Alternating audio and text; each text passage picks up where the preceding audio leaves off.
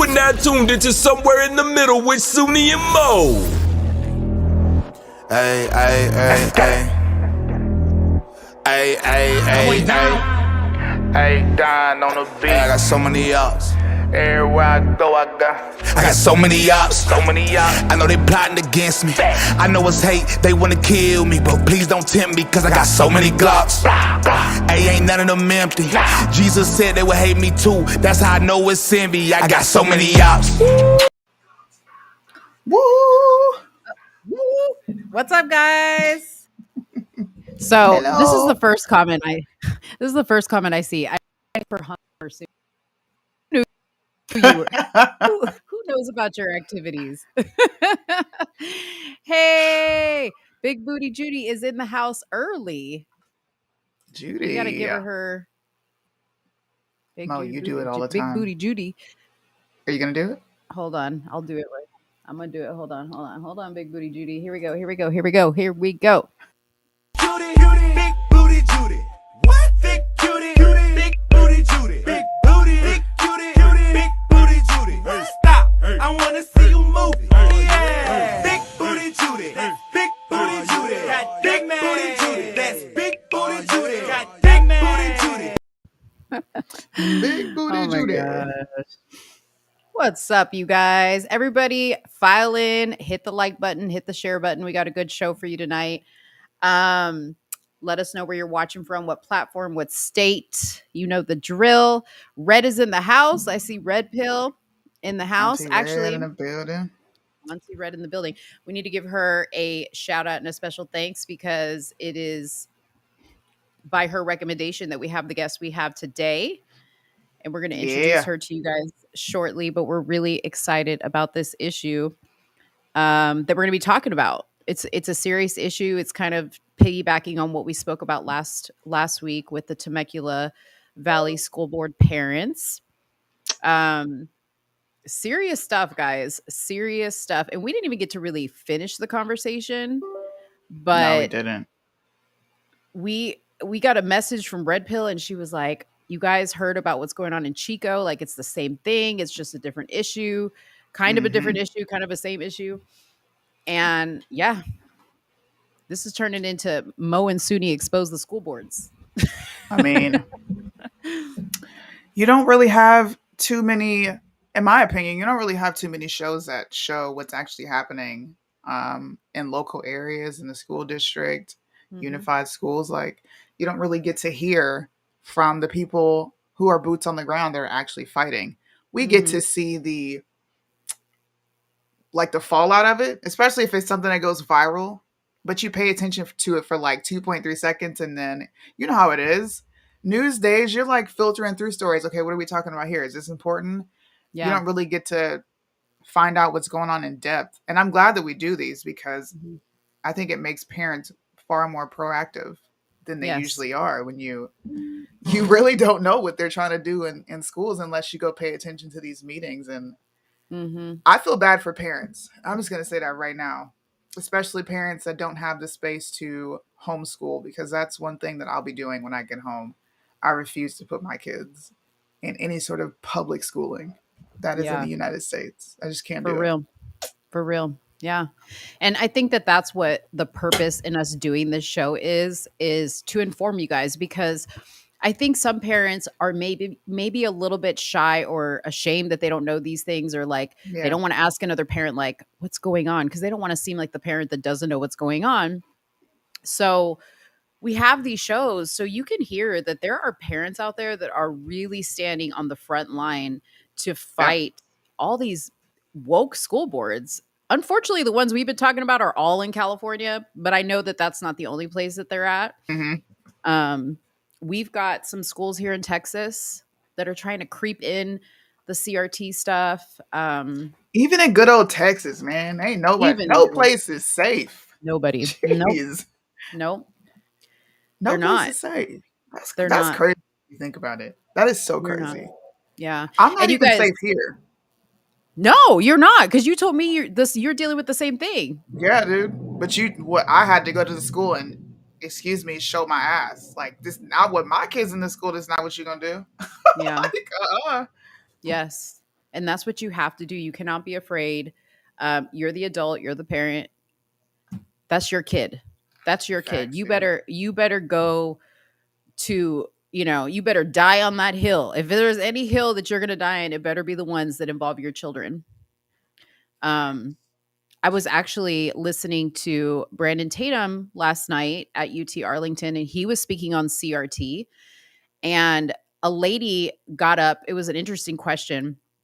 This lady got up. She was a mother. She asked a question, and she said, I just want to know, I have young kids. At what point do I start talking to my kids about some of this stuff, like the things that they're going to be exposed to in school?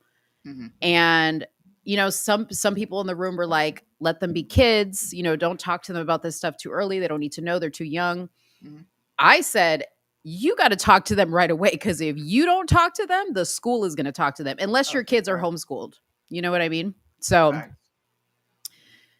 unfortunately, that's the times we're living in,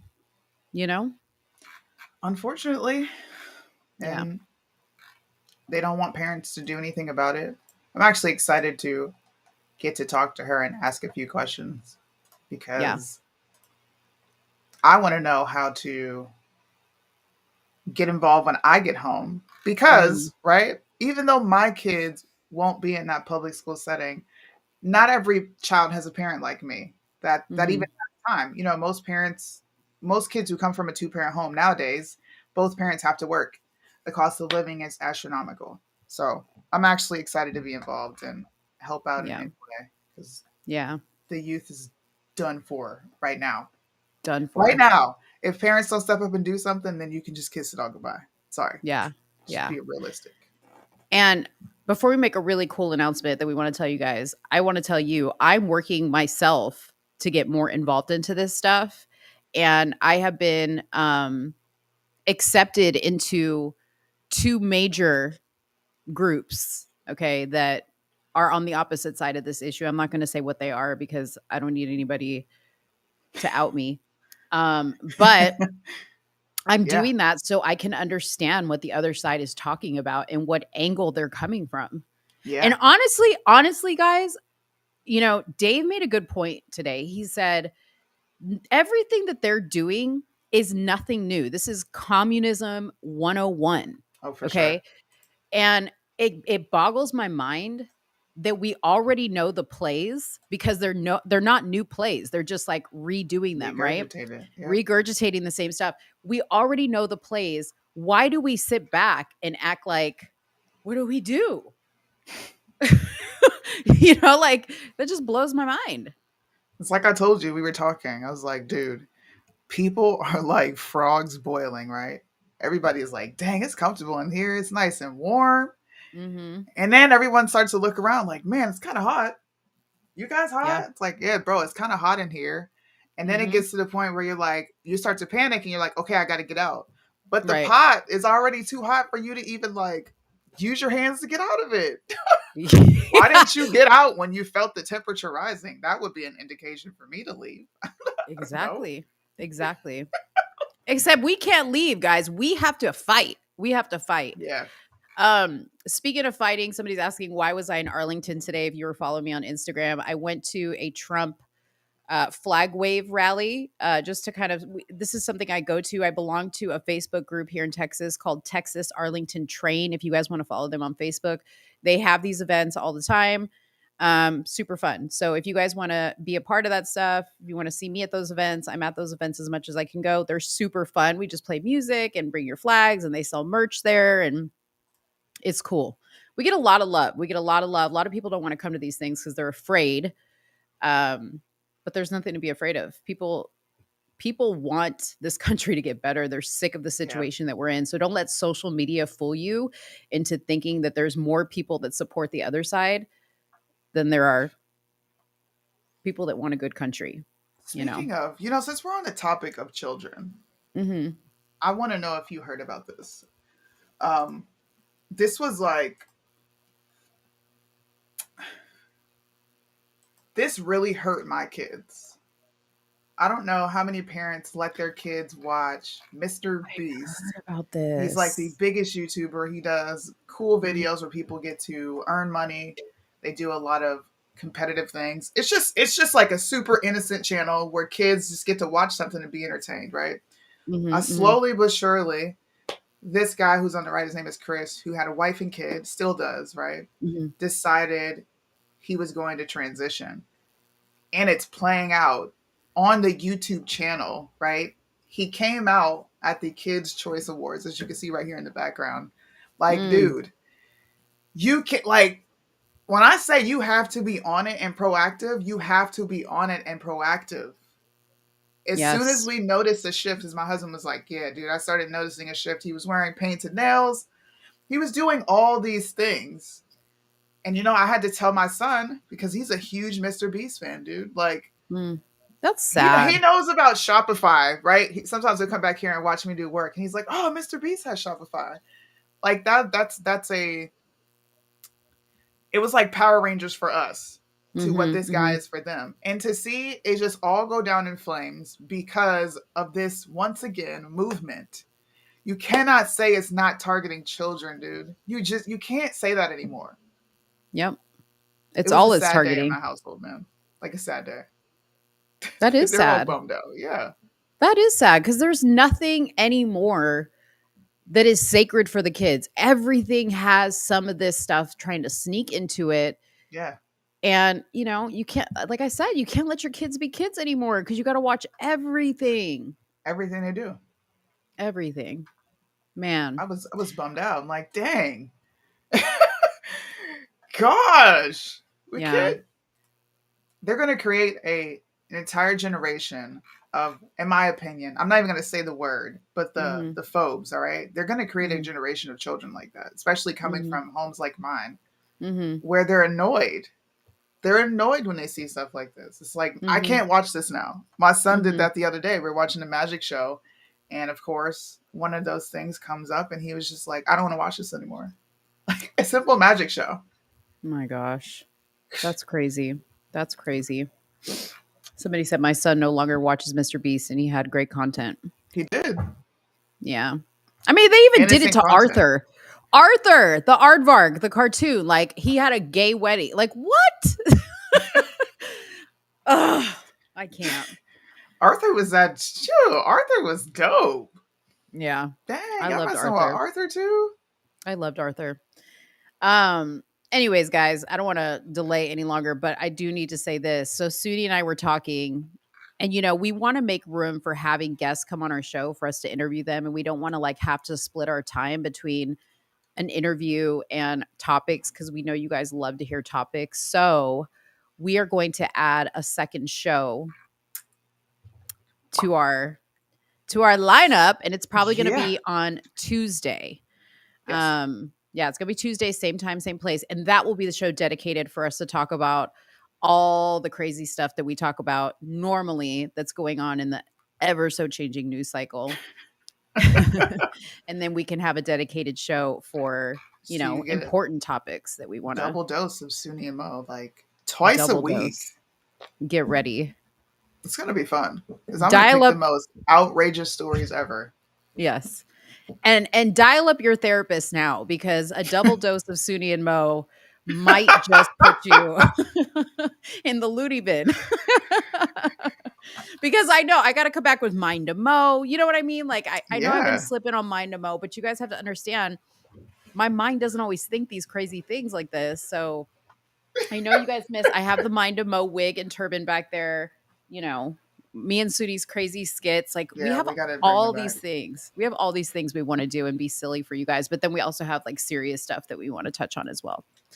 Yes. This is why I'm not even going to say it out loud. We'll keep it behind closed doors. But, you know, it would be nice to have a producer just saying. But you can't because a lot of producers are just whacked out crazy out here. So, yeah.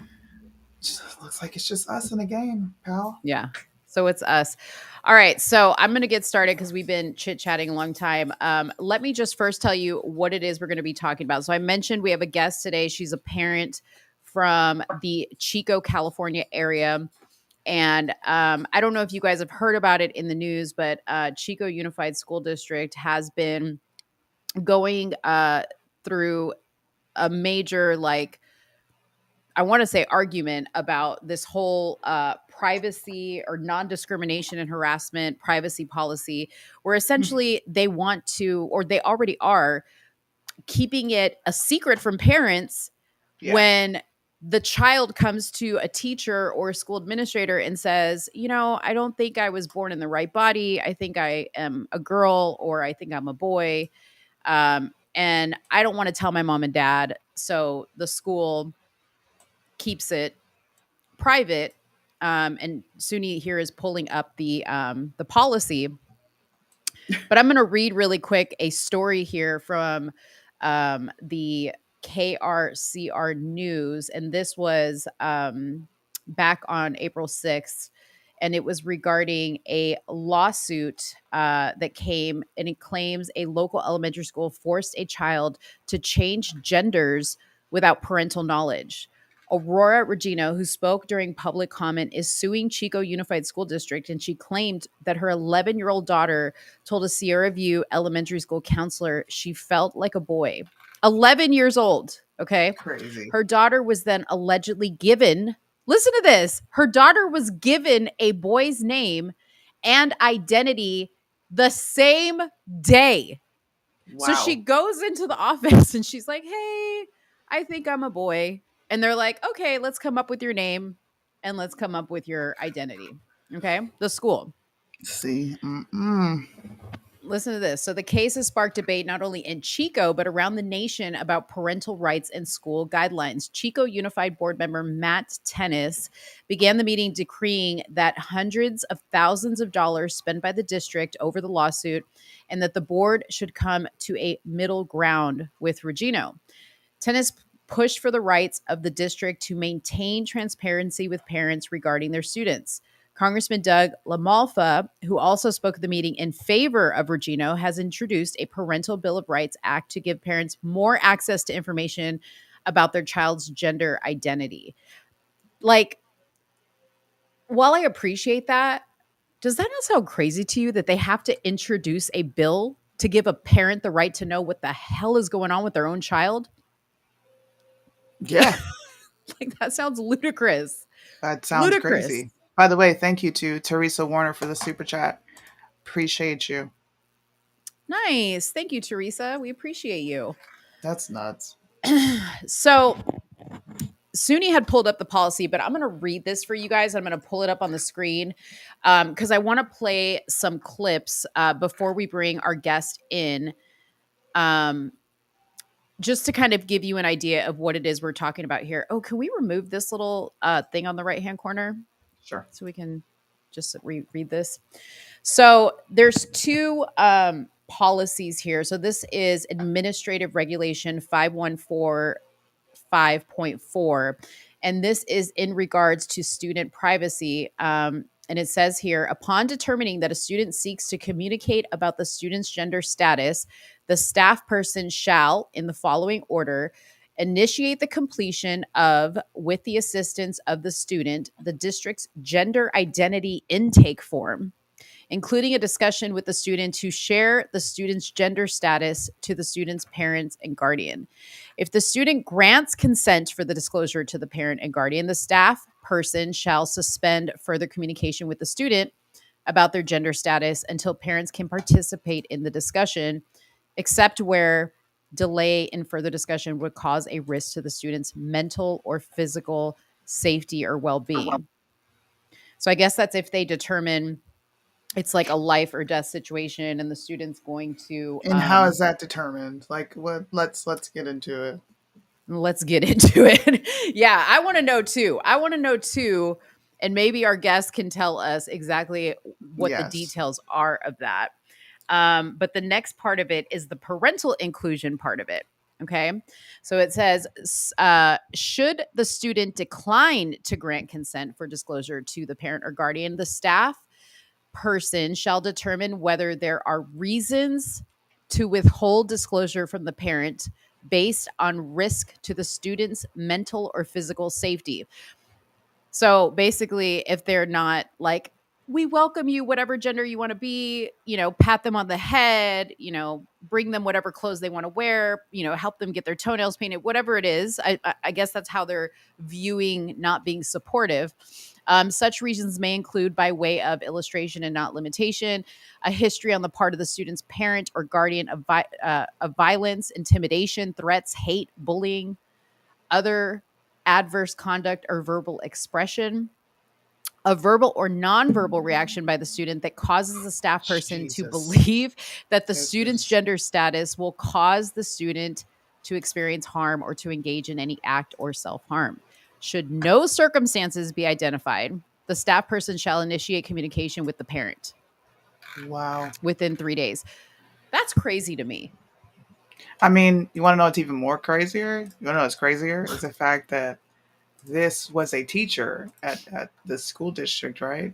Mm-hmm. If this is going on at the school, and this lady was accused of causing some sexual harm to children in the school, and then you're telling parents to, hey, it's okay because we're going to leave it up to the teacher's discretion on whether it's an actual problem or they have a valid reason. What? Right. This is going on at your school. Why would I trust you to make any decisions? And let alone, even if this is not going on at the school, why do teachers want to make choices for children that are not theirs? Like, what is this weird obsession with you having access to children that you didn't birth, bro? Like, it's just weird. But you know what? I'm that FAFO parent, and I wish somebody would. Try it. Yeah. I will take that jail sentence and go down. Trust me. Because some of these teachers, I feel like a lot of these people need to learn the hard way. You cannot just fuck around with people's children. Sorry. But this stuff pisses me off, dude. That's disgusting. Yeah. And here we have somebody who was there. Tom said it was 7 hours of hell. I think it was even like 8 hours. This meeting went 8 hours. Okay. And they didn't even get to this topic here until I think 5 hours in. And I think they had 45 speakers. 45 speakers. Can we talk about the people in the front? Let's talk about it. Never apologize for what? Never apologize for you, I think it says. You look like a sex offender, bro. What are you doing? Like, what are you doing? Yeah. Shut up. This is what bothers me, though, is like the age limit that they have here is like 11 years old, right? This is what they're starting with. When I was 11 years old, I didn't think my parents understood me either, right? So if anybody would ask me, do you think your parents would be supportive of you wanting to be, I don't know, a rhinoceros? Okay, like let's just say I was like, I think I'm a rhinoceros. Do you think your parents are going to be supportive, Mo? No, they're not. My parents are so out of touch. Yes. They hate everything I do. They never let me do anything. They never let me out of the house. I literally used to write letters to my mom. I told you this, Suni, where I would like pretend to run away just to like manipulate them emotionally. And I would go like hide in the closet and I'd be like, you don't love me. Cause I'm Hispanic and they used to hit me. And so I was like, you're abusive. You don't love me. I'm running away. God. And then I go hide in the closet and like peek out to see if I had like managed to manipulate them. No, I would hear my dad crack that belt and he'd be like, when I find you, it's over. Hilarious. It's over. So, real quick. So I was going to show a clip from the meeting and I will show a clip from the meeting, but I'm going to let our guest kind of guide us through that because I don't want to make her wait any longer. And I want to bring her into the discussion because I'm excited to have her here. So real quick, I'm going to tell you just who we have with us. So we have Nicole Nobbin. She sent me this really great biography about her. I really appreciate when people send us this stuff because it helps us, right? So Nicole has been married to her high school sweetheart. You guys have that in common. And best friend for 34 years. And they have 2 adult children. She loves traveling with her husband, reading, music, soccer, and playing with her chocolate lab. Cocoa? I don't know. The English language sometimes. Y'all put letters in there that I don't understand. Cocoa. SUNY will be back. She's having problems. She was a prior city council candidate, co-founded the Facebook group One Chico and Save Our Chico, if you guys want to join that. She previously served as an admin and co-founder of Chico First, has worked in social services for 24 years, supporting government staff and their customers through challenging times, was awarded 2018 Community Woman of the Year for her advocacy efforts, and completed the Citizens Fire Academy. She was instrumental in a part of a small group who lobbied successfully at the Capitol for $5 million to alleviate impacts from the devastating Camp Fire, and earned her bachelor's degree with honors in business administration. She's just in it, y'all. There's so much more here I could read to you about her, but I'm going to bring her in since we're losing SUNY, but she'll be back. She's trying to fix her computer. Nicole, welcome to the show. Sorry we took so long to get to you. Hey, no, I was fascinated. Thank you. I love listening. Thank you. Everybody in the chat, say hello to Nicole. Welcome her. I hope I did the information I gave justice, kind of about what's going on here at this meeting. You were in attendance at that meeting. Yep. Correct? Yeah. Okay. Pretty much needed a sleeping bag. So you just wait. I mean, because they talked about, I listened to the entire meeting, by the way, y'all. We don't just listen to clips around here. SUNY and Mo listened to all the meeting. And It wasn't until the end that they got to this subject. So just jump right in and tell us what it was like there that day at this meeting.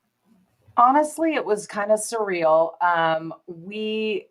I had an inkling that it wouldn't be great, because that was like 3 meetings I'd been to. And full disclosure, my kids are grown.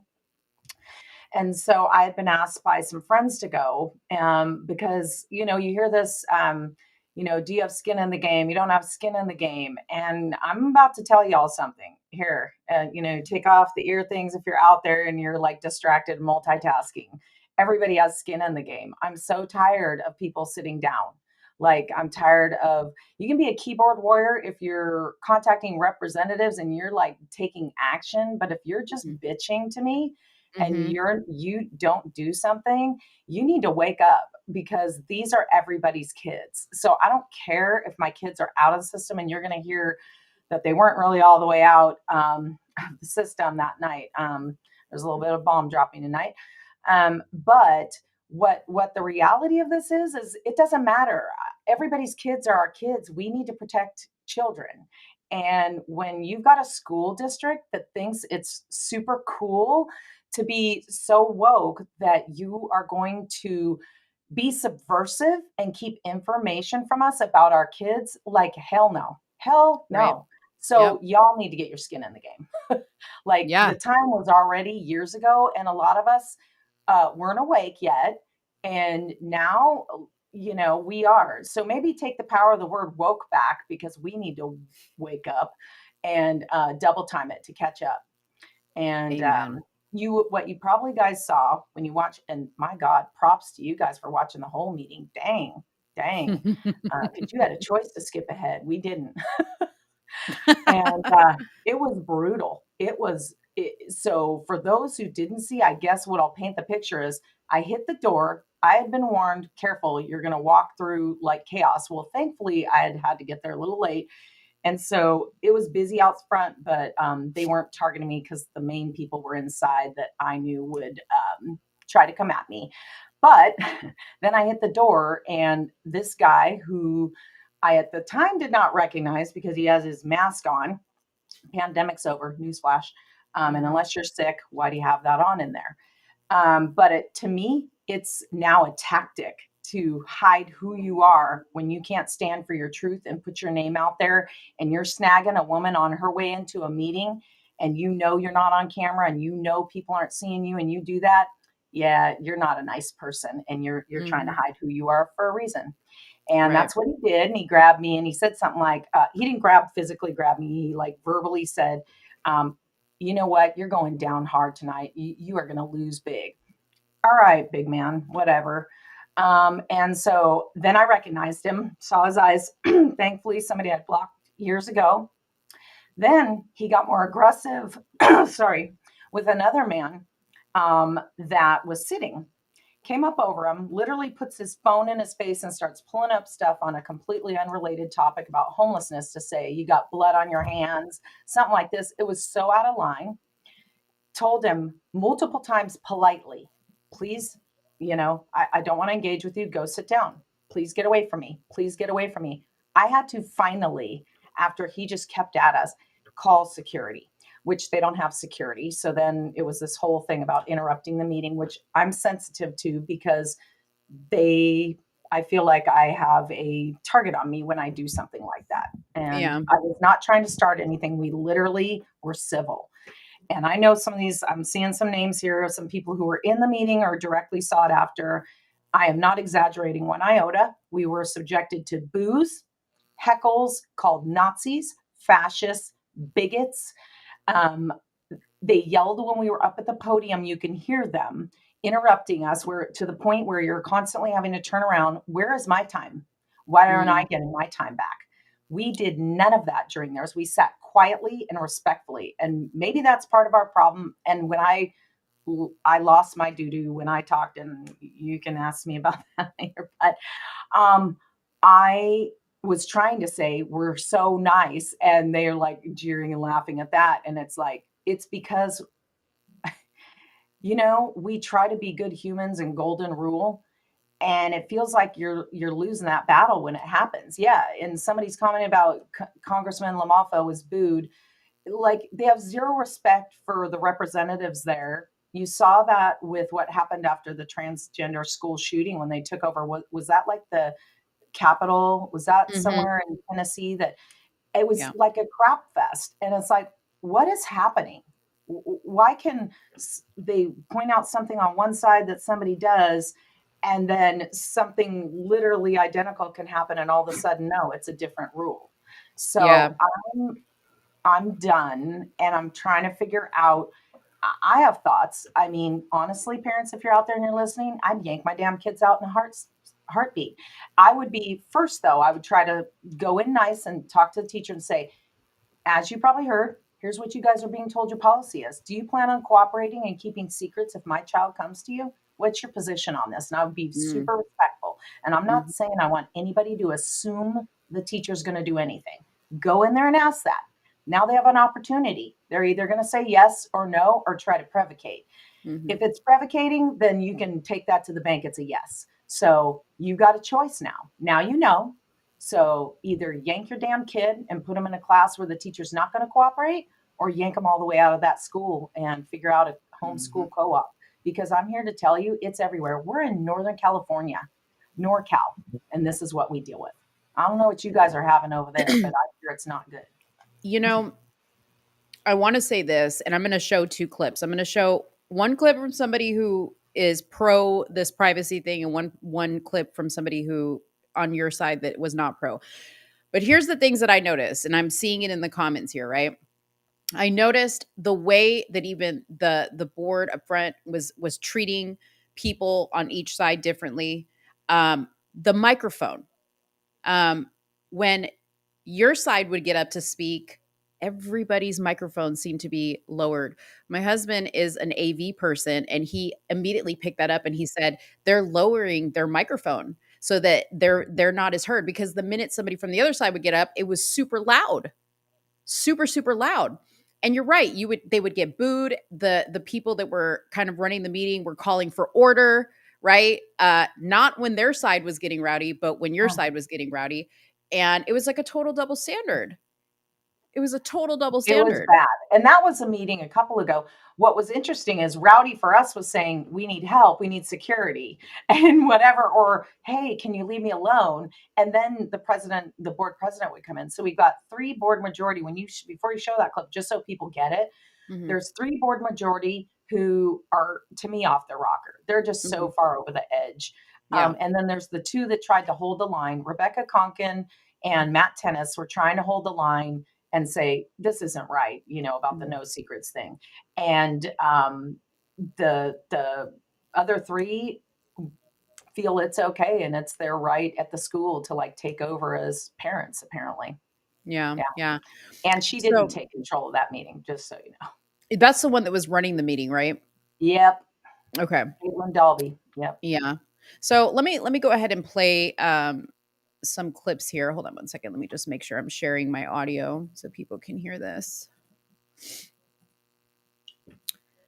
So this first clip I'm going to show is and hopefully I have it at the right time. Might be a couple seconds off. Is Lorraine Johnson, and she's pro the not telling parents about their kids. So she's on the LGBTQ side. But I'm going to play her thing. It's a couple minutes, and then we're going to play another gentleman, Sean Mossman. So here we go.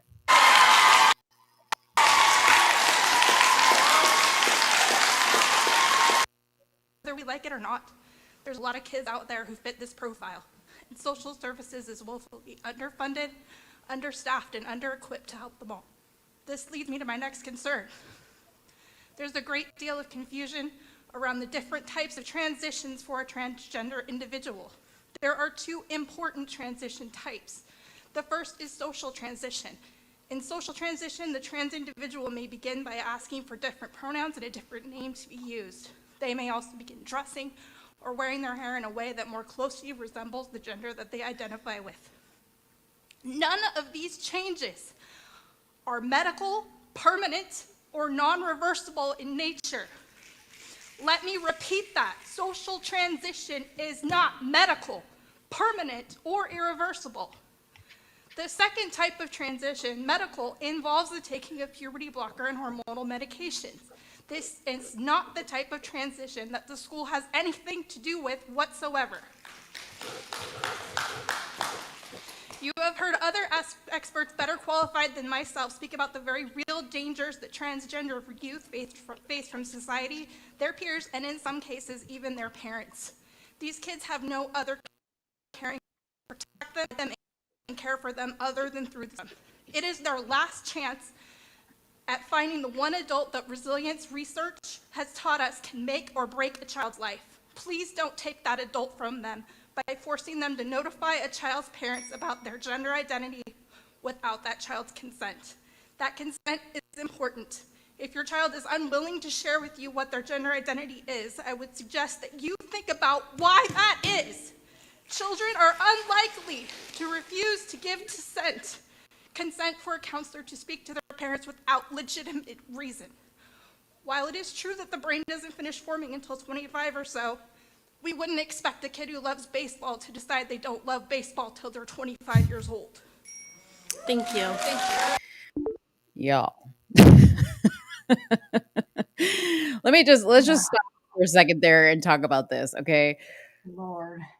I mean, first of all, why is she crying? Okay, let me just be a little compassionate, but why is she crying? Why the tears? I get your passion about it, but what is this? She gets up there and immediately starts with the emotions. So, and can we talk about the whole social versus medical transition? So let's talk about how she lied about what the schools are doing, because I don't know what she knows, but I happen to know two people personally who had, and get this, their secrecy policy supposedly only applies to 12-year-olds and up. Yeah, one was 10, one was 11 that were given breast binders on campus by a support group called Stonewall Alliance. So when she's saying that on that clip, bull. I call bull. Social transitioning then. So medically, there's risk associated with binding a minor girl's breasts, her natural breasts, putting it tightly. There's all kinds of problems that can develop from that. And people can just Google the risk factors. You don't believe me? Go to Mayo Clinic, go to other sites, and you look it up at a legit medical source, and you will see I am not lying. This is happening. This is happening. I'm sure it could be happening at schools wherever you all are watching this. Yes, I just posted the other day. There was a school club in California, surprise, surprise, that was holding a meeting and teaching kids how to bind their chests. Yep. Girls. Yep. Can you imagine 10 years old and the baseball comment? You got to love it. Really? like that's apples to apples. Sure. Yeah, exactly. Yeah. Exactly.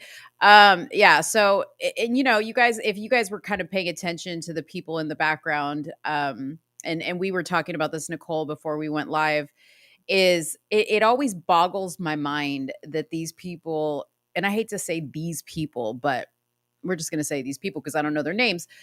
They look so miserable. Like if you're so happy with what choices you're making, why do you all look so doom and gloom? These people, it's just, I don't know. They look Doom, gloom, ill. and pissed They- off, angry at the world, and yes. victimhood. It's about Yes. victimhood. Yeah. Yeah. It is about victimhood. Welcome back, Suni. She's having some internet problems. You good now? It's the gosh. No, I'm gonna be good. Never mind.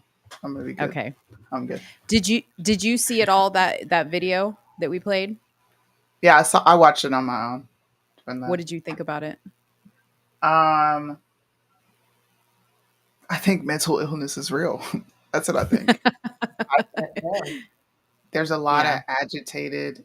I'm sorry, I'm a Christian. I think there's a lot of agitated demons that don't like what's going on. They don't like the fact that parents are standing up and saying absolutely not.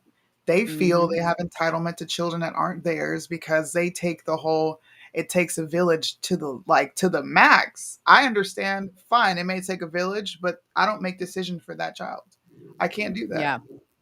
Sure, I can be there to hold them accountable, like, hey, you probably shouldn't be doing that. But to make decisions for that kid, like, no, dude, you can't do that. Yeah. Yeah. I think Suni made a good point about the whole mental health thing. Do you notice how the same group of folks really always says there's such a stigma about mental health. We need to destigmatize mental health. Cool. I agree with you. Let's destigmatize mental health. Yeah. Then you have the trans topic. And to me, there's the secrecy topic and the trans topic is separate.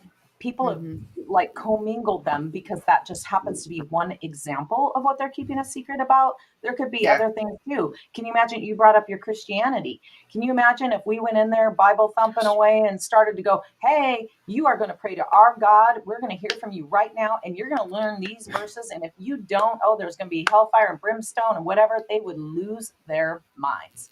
It's funny that you mentioned that because I asked that on our previous show because we had someone who supports this legislation. We had her come on and I said, so would you be okay with my Christian values being taught in school? And then she literally flipped it and said, well, no, because we have parents in school that don't like the fact that their kids are learning Christian things and they may abuse them. Once again, going to the extreme, presenting a story that is never, ever materialized in real life. Yeah. You just say you wouldn't be okay with it because you don't want it taught in school and you feel like it's aggressing upon your rights as an American to not have Christianity or any other religion forced down your throat. That is how we feel about this queer theory. Or you like trying to hide information. It's the same thing about CRT. Like, come on, just be honest about your intentions and stop pretending. And why you don't have the same issues we have. Yeah. Why do we need to immediately affirm something without a deep physical evaluation being done by a medical professional and a mental evaluation done by a professional? Why are you coming at minors? You can wait and hit pause until they're adults. Do the waitful watching. I think they call it the watching, waitful, whatever. And that was a thing and it was successful. Almost, it's like the stats were 70% of all these situations self-resolve if you leave gender confused kids alone. Some experts even say that number is as high as 98, 99% actually. But I mean, even if you go conservative with it and say 70%, holy hell, what are you doing to these kids? What are you doing? Leave them be then. Let's watch it and see. And honestly, the fact that you brought up right in the intro, Mo, about literally the first moments, they're affirming this kid and walking them down the thing, changing the name, changing this. And it's not confidential. I have news for people. And you'll hear this dad talking, I'm sure, that you're going to play that's against the secrets and for good reason. Like, look, we have a right to know, but here's the thing. It's not that they're doing the confidentiality and anti-discrimination. No, I'm sorry. It was all about removing the parent from the equation because everybody at the school knew. The kids knew, the staff knew, everybody knew. And in the parent that is suing, Aurora Regino, her child actually said the words, "I want to tell my mom. I want someone to do something." Do you know the school didn't at that point either? They almost like convinced her not to tell her mom. Right. So she asked, she said, "I want my mom to know." At some point she said, "I want to tell her, and I want you to tell her." No, they didn't. And so I didn't even know that piece until more recently. That's criminal. When she was That's giving a speech criminal. that I heard. Yeah, So that's let's criminal talk to me. It's not about the secrets. It is literally about dividing these households. Absolutely. Absolutely. I posted a question here. Somebody wanted to know. You don't have a Moms for Liberty. There are people exploring it here. They think they're leaning in that direction, because we all need to help each other. We need to help each other. There's a lot of resources out there. A lot of attention's getting on this topic, which is fantastic. And I do have some. I did jot down some legislation that's good and bad to throw out at you guys. And if there's not time, I can always throw it in the chat so you guys can have that. Yeah, for sure. If you would, you can send us links afterwards and we'll put them in the drop down of the video. Excellent. Let's get to listening to this gentleman, Sean, who is on your side of the aisle on this issue. I thought what he said was awesome, but you guys are going to see the difference in how he was treated when he got up to speak. So here is Sean Mossman.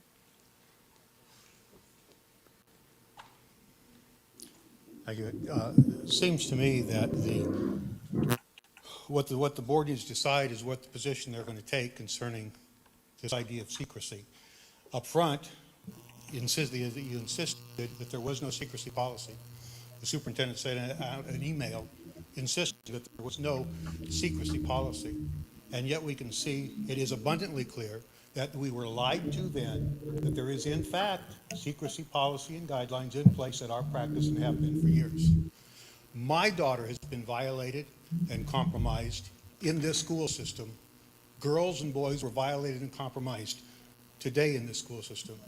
And now you're talking about excluding parents from their most natural right.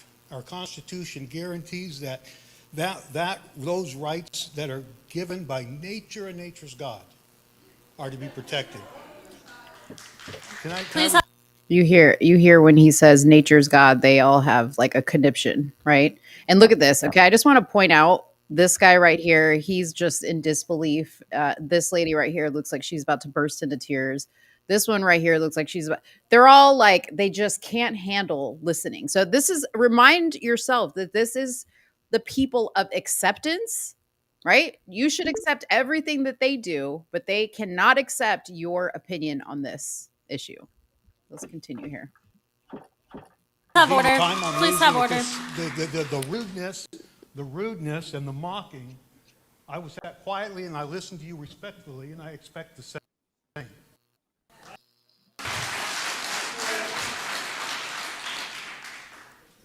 The idea of parental secrecy is kind of silly, because the parent's going to find out.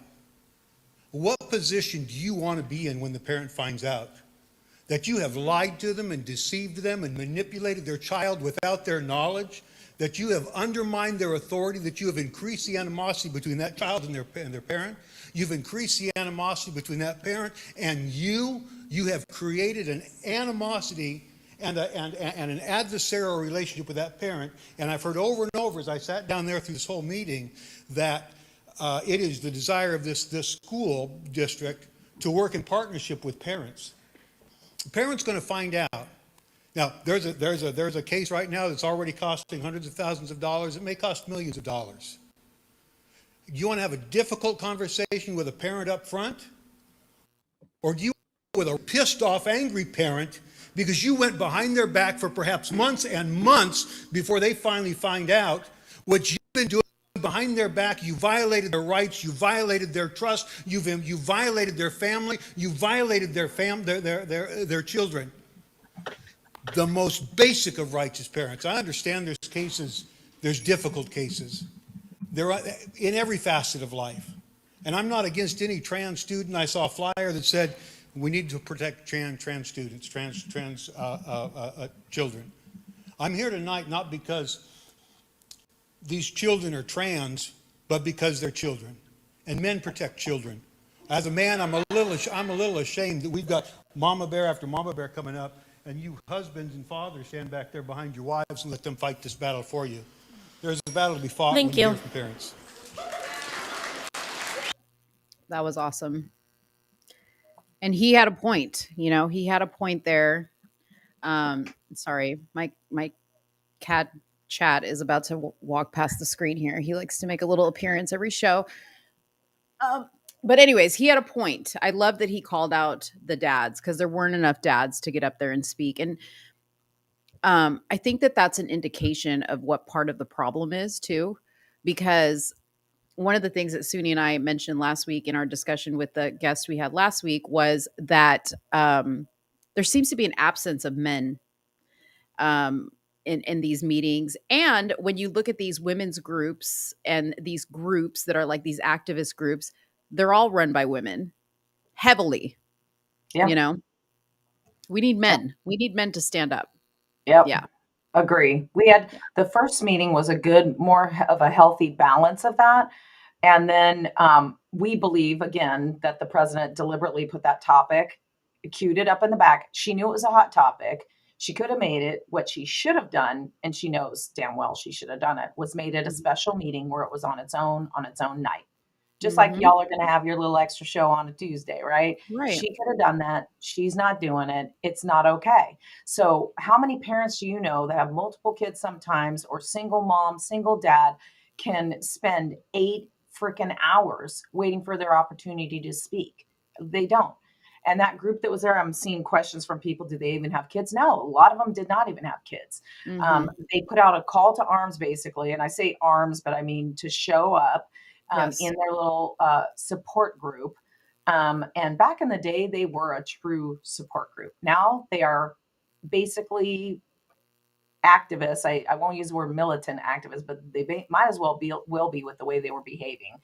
And I don't know if you have a shot later of the gal who had the knife across her chest and then got herself famous for sharing that next morning, being all great about it and sharing an image of and she's a professor at Chico State, and she shared an image of what one would presume to be a queer woman holding a gun and pointing it at. You don't see who she's pointing it at, but what your inference is by the caption was something to the effect of something about being gay, and then F everybody kind of a thing. And so pointing at conservatives or Christians or anybody who's a parent basically was where that gun was probably pointing the way she wanted it felt. And then of course later, it's taken out of context. Was it though? With a transgender shooting 3 9-year-old school children days before, and 3 staffers. And then this woman shows up in the podium with a knife across her chest. And then the next day drops a meme like with the gun pointing and the foul slogan. Yeah, you're inciting violence. That if what you're calling what other people are doing is inciting violence, you're inciting violence. And honestly, it did. It amps it up. And you see what you see there. That this one, folks were amped. That's her, Lindsay Briggs, Professor Lindsay Briggs. It says protects trans kids, I believe, on the shirt the whole way. Yep. With a knife. That's great. Yep. That's great, Lindsay. Stylized knife is what she said. It's stylized. Right. And like, was she like painting the side of a house before she came? Like, what's up with this rebreather that she has on her face? So very much, she has an at-risk person in the household and goes off on anyone who used to be in her classroom who wouldn't wear a mask. And they were all darlings and complied. Well, because she was pretty militant about it and made it clear you weren't welcome if you weren't wearing a mask. And so she wears that. But the rest of them all wearing them. Hello, pandemic's over. Even president said so. So, yeah. Yeah. I mean, we know. Can we talk about this? Like, what is this? Like, is this a board meeting or is this Cirque du Soleil? Like, what are we doing So here? that gentleman, I think he calls himself Squeaky, sat somewhat parallel to us, and you don't see where, but off to the far side, a bunch of them were sitting on the ground. was mad dogging my friend and I the whole meeting with and leaning forward on purpose, opening the legs, displaying, and literally mad dogging us the whole time. And I said, well, what someone who wants to be a lady understands is we're taught to keep our legs together and cross them when we're in a dress. So Right. get on Right. board. I mean, this is a joke. Like, this is just making a mockery. I get, like, if you're It for is. this stuff, fine. Yep. But what is this? Like, you don't need to come in your Halloween costume. This guy literally looks like John Wayne Gacy, you know, It like, It really is offensive. I feel like for a lot of the transgender people who call themselves transgender women, I don't do pronouns, just so you know. I'm not down with Mhm. that. I'm not going to go down that path. And I have found a way to respect individuals without using their preferred pronouns. I'm not going to Sure. buy into stuff like that. Here is my thing. Why do a lot of people who are doing male to female act like it's a caricature situation and demean Yes. what I am as a woman and what you are as a woman? There is a way to feel the way you feel and show some dang respect. And putting on garish amounts of makeup, the drag story hour, all this other stuff. No, then you're not doing women and Mhm. you're degrading us. And a lot of the women I talk to, we feel appalled by it. And Yeah. we fought very hard to be taken seriously in the workplace and be professional in other things. And it's eroding everything that we are. Mhm. Mhm. It is. Suni, do you have anything to say? I know you've been having some connection issues. Mm-mm. Um, I'm just trying to be. I'm what they would call a sensible extremist. Like, I'm very much sensible, but my remedy to these situations is not diplomacy. These people are not diplomatic. I think conservatives need to take the gloves off. They don't care about punching you in your face. And then when you say, hey, you punched me, and they're like, no, I didn't. Now, what you gonna do about it? Mhm. You're expecting them to tell the truth and say, okay, well, yeah, I did punch you. They don't care about diplomacy. So I'm going to keep the same motto. Go around and find out, bro. Yeah. Yeah. I would rather keep teachers afraid of me as a mom than for me to ever go in there and shake your hand and like let's kiki. I don't want to kiki with you. I want to know what your Mhm. intentions are. I want to know the type of teacher you are. Are you teaching comprehension, reading, math, social studies? Because if you're teaching anything outside of That's that, it. we're gonna have problems. I'm Yep. gonna make my presence known in your classroom daily to make sure you're not doing no weird stuff. And teachers don't like that. They don't like when you come observe their classroom. You teach your class. It shouldn't matter if I'm here or not. Luckily, my 100%. kids have great teachers, right? And I didn't really have to run into this stuff. Mhm. But I'm Shout more out on to the those that extreme. do.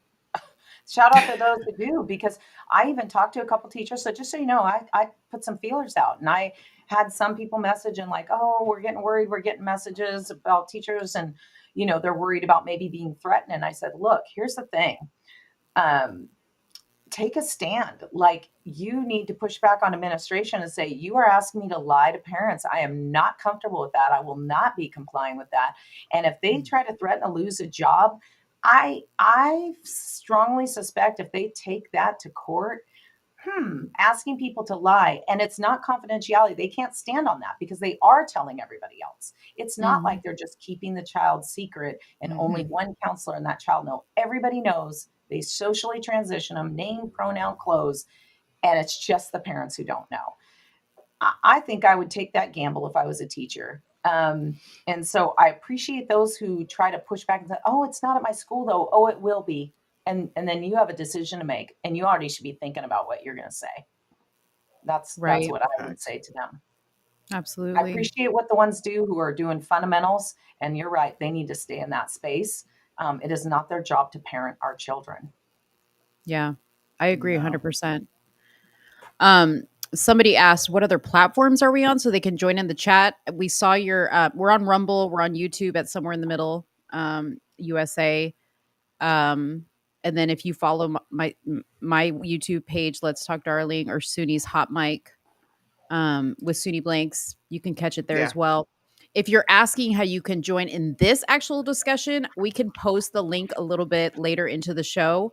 But just an FYI, if you're joining from a cell phone, like if you want to join and come on here and ask a question of Nicole, if you're joining from a cell phone, it's going to be really glitchy.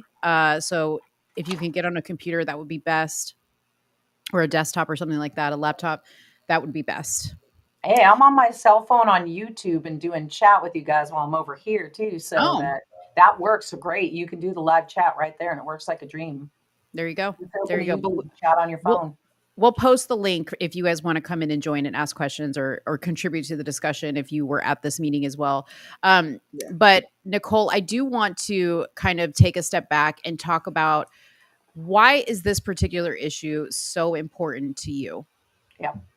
So you were showing images up there. I was blindsided by the fact that my own adult child was present at that meeting. Mind you, my child doesn't appreciate some of the advocacy work I do, and I knew that. But I was not aware my child was going to be there and be weaponized against me by this group. And that really brings home why that gentleman kind of said what he did when I walked in the room. Obviously they knew what was going down. And so my child went up and was part of the group that was speaking at the podium at one point, went up to speak. My child was born biological female, natal female, and decided at 22 that the term in the letter we got dumped on our front porch wanted to be non-binary and aromantic. So don't feel romantic love. And I sometimes feel like a girl. I sometimes feel like a boy. And this is why that whole thing about waiting till 25 is, understand this, see where this is going. My child was there looking like a man. And my child now, I have not been told directly by my own child that him is preferred. The last time I was talked about pronouns for my child was, I want to be called they, them. And I said, no, that won't happen. I support you as a human. I love you, and we live in America, and you are an adult and you have the right to do what you want. I don't necessarily think it is a healthy choice without having counseling and going through things. You've never had signs of this. It seems really sudden. My child got pretty emotional and upset that I wasn't going to do they, them. And I just said, look, here's the thing. I can use your legal name. My child decided to do a legal name change, wiped out our last name. It was very traumatic because it was like an erasure of everything our family unit had ever been. And my child during the speech called our household a bigot and said, oh, you can see why I didn't share with my parents, like it was the right decision or whatever. I don't even remember, because to be honest, it was so intense and horrifying to be in a room full of people and a lot of strangers, but some loved ones, thank God, right around me. Without my friends, I don't know what I would have done, honestly. I was broken. I had a whole speech prepared that I was going to read at the podium. I've done things before. I've been speaking like this for 7 years, and mind you, I hate public speaking. And I used to shake like a leaf, and I got over that to some extent, and I lost it at the podium. It just, again, it's my child sitting there, and I could hear my child even doing the jeering, taking part. And it honestly was so painful. And the humiliation wasn't over my child being transgender. It was my child being so disrespectful when we have taught over years to both our kids how to treat others. I am literally the parent where on the playground would say, see that kid over there by themselves? Why don't you go ask them if they want to play? Hey, when you're at school and there's a kid sitting alone in the corner, can you please invite him to come to your table? No one else might do that. You need to be the one. They're not going to go do it. They're going to feel scared. Please help them. That is literally who I am as a human. And my friends know that. I don't know who my kid is talking about. And I really think testosterone is just horrible. It amps up when you have a child that has high anxiety, ADHD. Some of these kids are on the autism spectrum. Now they're finding there's like linkages to stuff like this in legitimate studies for these transgender kids. I'm sorry. It does. It makes you irrational. You're full of rage. You're full of misplaced anger. You're listening to a cult called Stonewall Alliance getting in your head and trying to change your reality of how you freaking grew up. What? No. And so here I am standing up. Like, it took me a while. It took me to my knees. I was sobbing. I was incoherent. I apologize to anybody who saw that. I was a mess. And you probably are like, what the hell? Why is she acting like that? Because there was zero context when I got up there for you all to understand. My child went some number of people before me. And I went through like 2 Kleenex boxes and had to pull myself up by my big girl panties and get back at it, because you know what? There's a biological male and there's a biological female, and you can have a whole lot of feelings and you can feel a certain way. And you do you if you're an adult, but by God, if I'm going to sit my ass down when minors are being railroaded down a surgical path to hell, where there is no statistical proof people are living their best life and are so much happier and are committing suicide less. Let's be real and let's do actual statistics. And I still have love. So what I do is this. You've heard me all night say my child, right? I don't say he, him. I don't say she, her. I want to respect that my child feels a certain way. And again, this is America. I would be the biggest hypocrite if I didn't let my child as an adult be making adult decisions. Do I agree that this is an easy path or a path I would have chosen? No, I don't. Of course not. Of course not. It's hard for me at the beginning of your show to watch you guys putting the people up there, and people are going, and yeah, look at the people in the front, look at the people in the middle, look at the yahoos with the mask. I know, I understand how you guys feel. And yet it's my child. And so I understand how people can say, see, we're bullied. No, you're being bullied because you're affecting behavior of rage and other things and victimhood and clannish. It's not because you're having feelings. It's because you don't respect other people's feelings. And so to my child, I talk real talk, and I am a direct person, and some people I'm a lot. I get it. But I can't be something I'm not and use pronouns I don't believe, because they, them is multiple people. So do you have a multiple personality disorder? If you do, maybe people are using they, them, but you've got a diagnosed situation. Mo, I shared with you in the DSM-5, which is a diagnostic manual for mental situations. There are 8 characteristics of someone who has gender dysphoria. You have to have had 6 of those 8 markers to be considered diagnosed as having gender dysphoria. Guess how many my child had? That would be a big fat 0. And if my Wow. child says otherwise, I will say my child is not being honest and truthful with my child's self. Because guess what?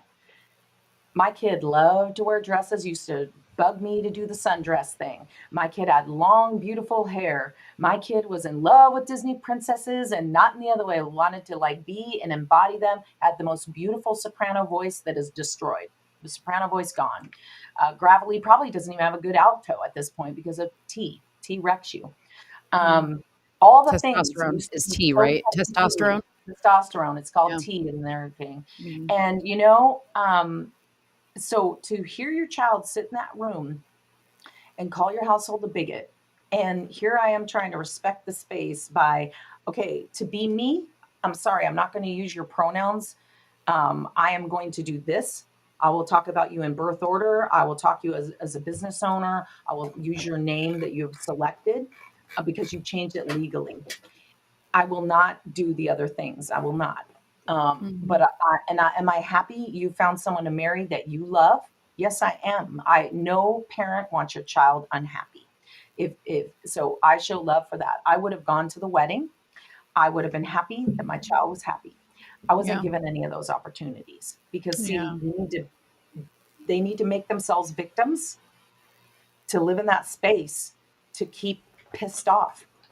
And when I'm playing and I'm like being a good human and trying to do these things, and I'm demonized and called these names, they need to keep me in that space, because then if I'm at the wedding and they let it be known I actually supported their business and gave them a loan and would have given them a loan for the house. Oh, wait a minute. And that happened after the announcement. Maybe there's something going on here that's different. Yeah. There's a lot Yeah. of lying that happens in that community. I call them the glitterati, by the way. That's a great name.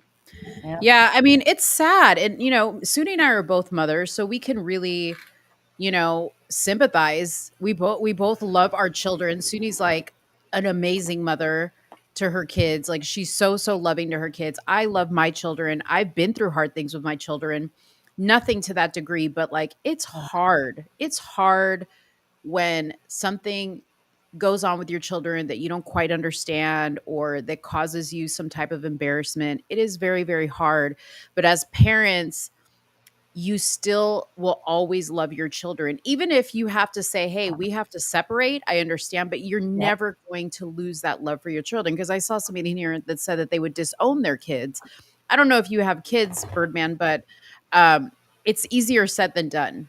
You know what I mean? It is literally, Nicole said it was literally like having a death, especially as a mom. I Yep. can't speak for how a father would feel. I'm sure your The husband was same. devastated, but Devastated. I would be a wreck. I Yep. would be a wreck because as a mom, you go through pregnancy and you're like, is it a boy? Is it a girl? Maybe you wanted a boy and you had a girl, but the minute that girl is born, you love them and you accept Yep. them. Everything that you wanted them to be goes out the window. You love them for everything they are. Even if they're born with a disability, they're perfect in your eyes, right? We don't get to say, well, I wanted a boy, so guess what? I'm going to make her a boy. We don't get to Right. do that. And that's not right either. Yep. So for us to see our children go through this mental struggle or illness where they all of a sudden feel like the body they were born with isn't the body they should be or the sex they should be, um, we want to help. We want to support them in any way we can.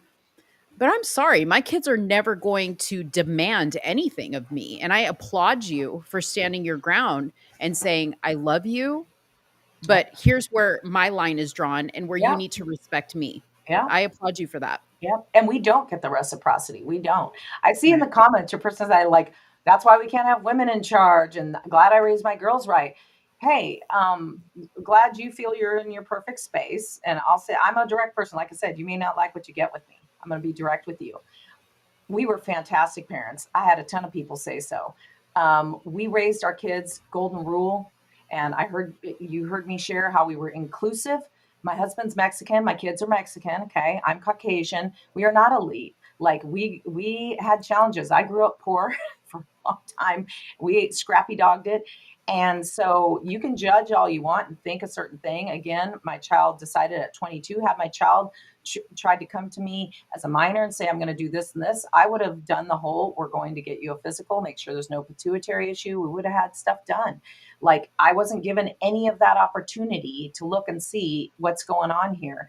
Planned Parenthood marches and puts your kid on testosterone without requiring anything. It's Right. literally can be within minutes of talking to them that you get a script for testosterone. So what I'm Yes. trying to tell you folks is this could be you. You think it can't be you at some point or your grandchild or whatever, then you're delusional. And you better wake up because we will lose all the kids. We will lose all of them because guess what? The next generation and the next get this in the school system. And we don't have a lot of time to unring this bell. We don't. Agreed. I put a question here, Nicole. Personal question, but these generations are afar from how I was brought up and see the adult children missing a step in development like it was lost. I feel that this is causing the thriving on victimizing and not holding themselves accountable. Do you agree with that? Yeah, to me, you know what? I heard you talking about how you were raised, and I had to laugh because, parents were stern. They were allowed to be like, "Yeah, I'm gonna go get the spoon. You better, look out with the wooden paddle, whatever." Hmm. And we didn't hit our kids or anything like that. But I will say, we were raised directly, and also we were taught coping skills, and we started giving participation trophies. No, there's winners and there's losers. And what you teach the losing side is how to graciously be a loser. And you teach the winning side to not be an ass about winning and to win graciously. But someone wins and someone loses. And at some point, we decided everybody gets a freaking trophy. And we also just started having wham wham rooms in colleges and other spaces. And people don't know how to put on their pants and get to work and go to school and interrelate. People are on social media so much they don't know how to go outside and understand how to frickin' play. The pandemic just wrecked us further because guess what? They all went in their bedrooms, got on their phones. Everybody's judgy in chat rooms and social influencers. And I truly believe that what you're looking at is you are looking at social hysteria. You are looking at a contagion. And in that book, Irreversible Damage, Abigail Schreier could not be more accurate. That was literally, she could have been writing a book about our situation 6 years ago, where this was a rapid onset with no markers. My child might say, well, I felt this way and I was hiding it from you. Well, that I guess that could be the case, but there was no physical indicator. And they talk about it being in minors, very young. So people need to go look at that book. You should read it and you should take the time so you can understand and like totally debunk their narratives and go to other sites. There's great websites that talk about how the Trevor Project sites on the suicide stats.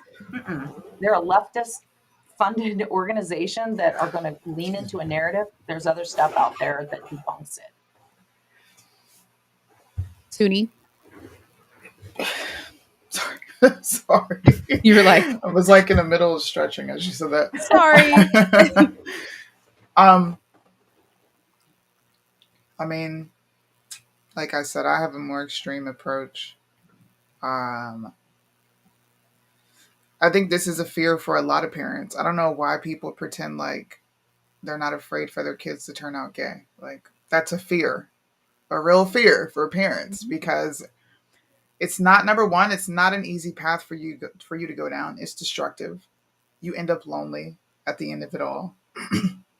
And it's an unresolved traumatic response. Like I mentioned earlier, I was watching this live with this girl who had never been sexually molested. Like nothing ever physically happened to her, but she got introduced to pornography very early.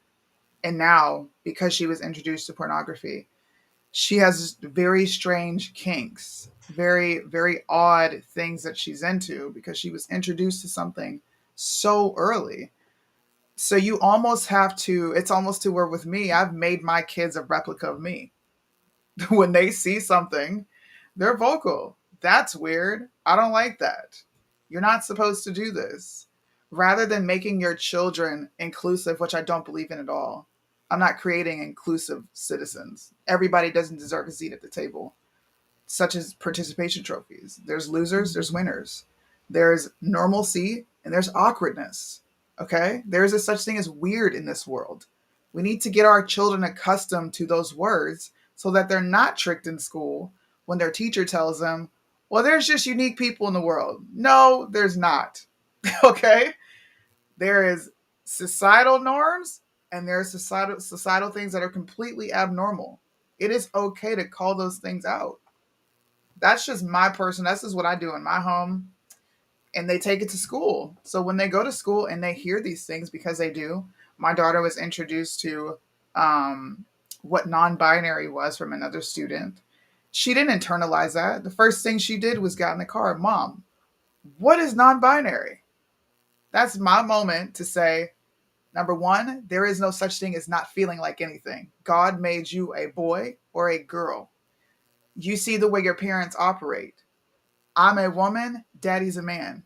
There's husbands, there's wives. Anything outside of that is weird. It's basic. Give your kids the game on what they're going to be experiencing going out into this world. You can't shield them from it. You can't. It's on TV. It's everywhere. You can't.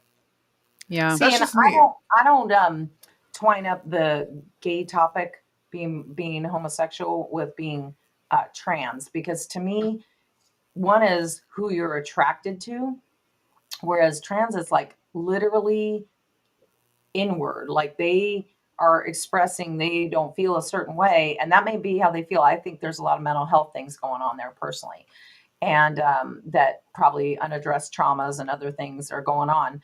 I have a lot of gay friends who are super happy married to each other and are fantastic humans, and I'm not as far to one side or another as other people. I think it is a hard life. I think a lot of people have a hard time with it and have struggles. I think some of the trans folks, if I were to guess, have like kind of some homophobia of their own internally, where they're just gay and they're afraid to just say, I'm gay. And so they would prefer to be the opposite of what they are biologically. So then they're not gay in their mind, right?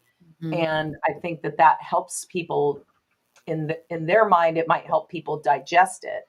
I don't think that's necessarily the case, but I think that is sometimes what people feel.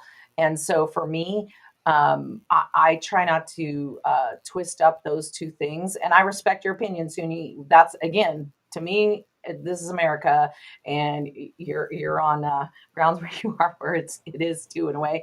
And so I respect that you feel that way. I just feel it's a big other topic when you're talking gender dysphoria. Because for gay, it's who am I attracted to, you Mm. know, and whether someone agrees with that's okay or not, that's a whole nother thing, right? So I just feel like no matter what, these are minors, and what we keep landing on is what the hell are we doing, and why is it okay to march someone down a path that they can't? And I don't know if you guys have the time, but I just want to say this about the things. If you don't know, HR 1585 would be Prohibiting Parental Secrecy Policies in Schools Act. Congressman Doug LaMalfa has that one out. That would remove some federal funding that they rely on in the schools if they're doing this business. Boom, money Yes. gone.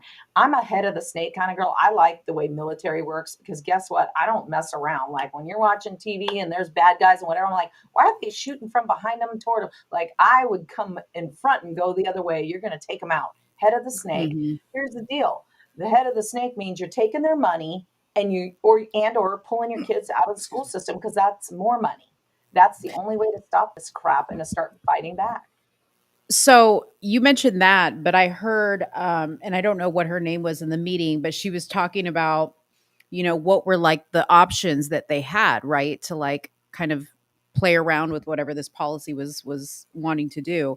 And she mentioned a fourth option, saying wait on legislative action that takes legal responsibilities away from the schools, meaning like the Yeah. schools wouldn't get legally held responsible, Yep.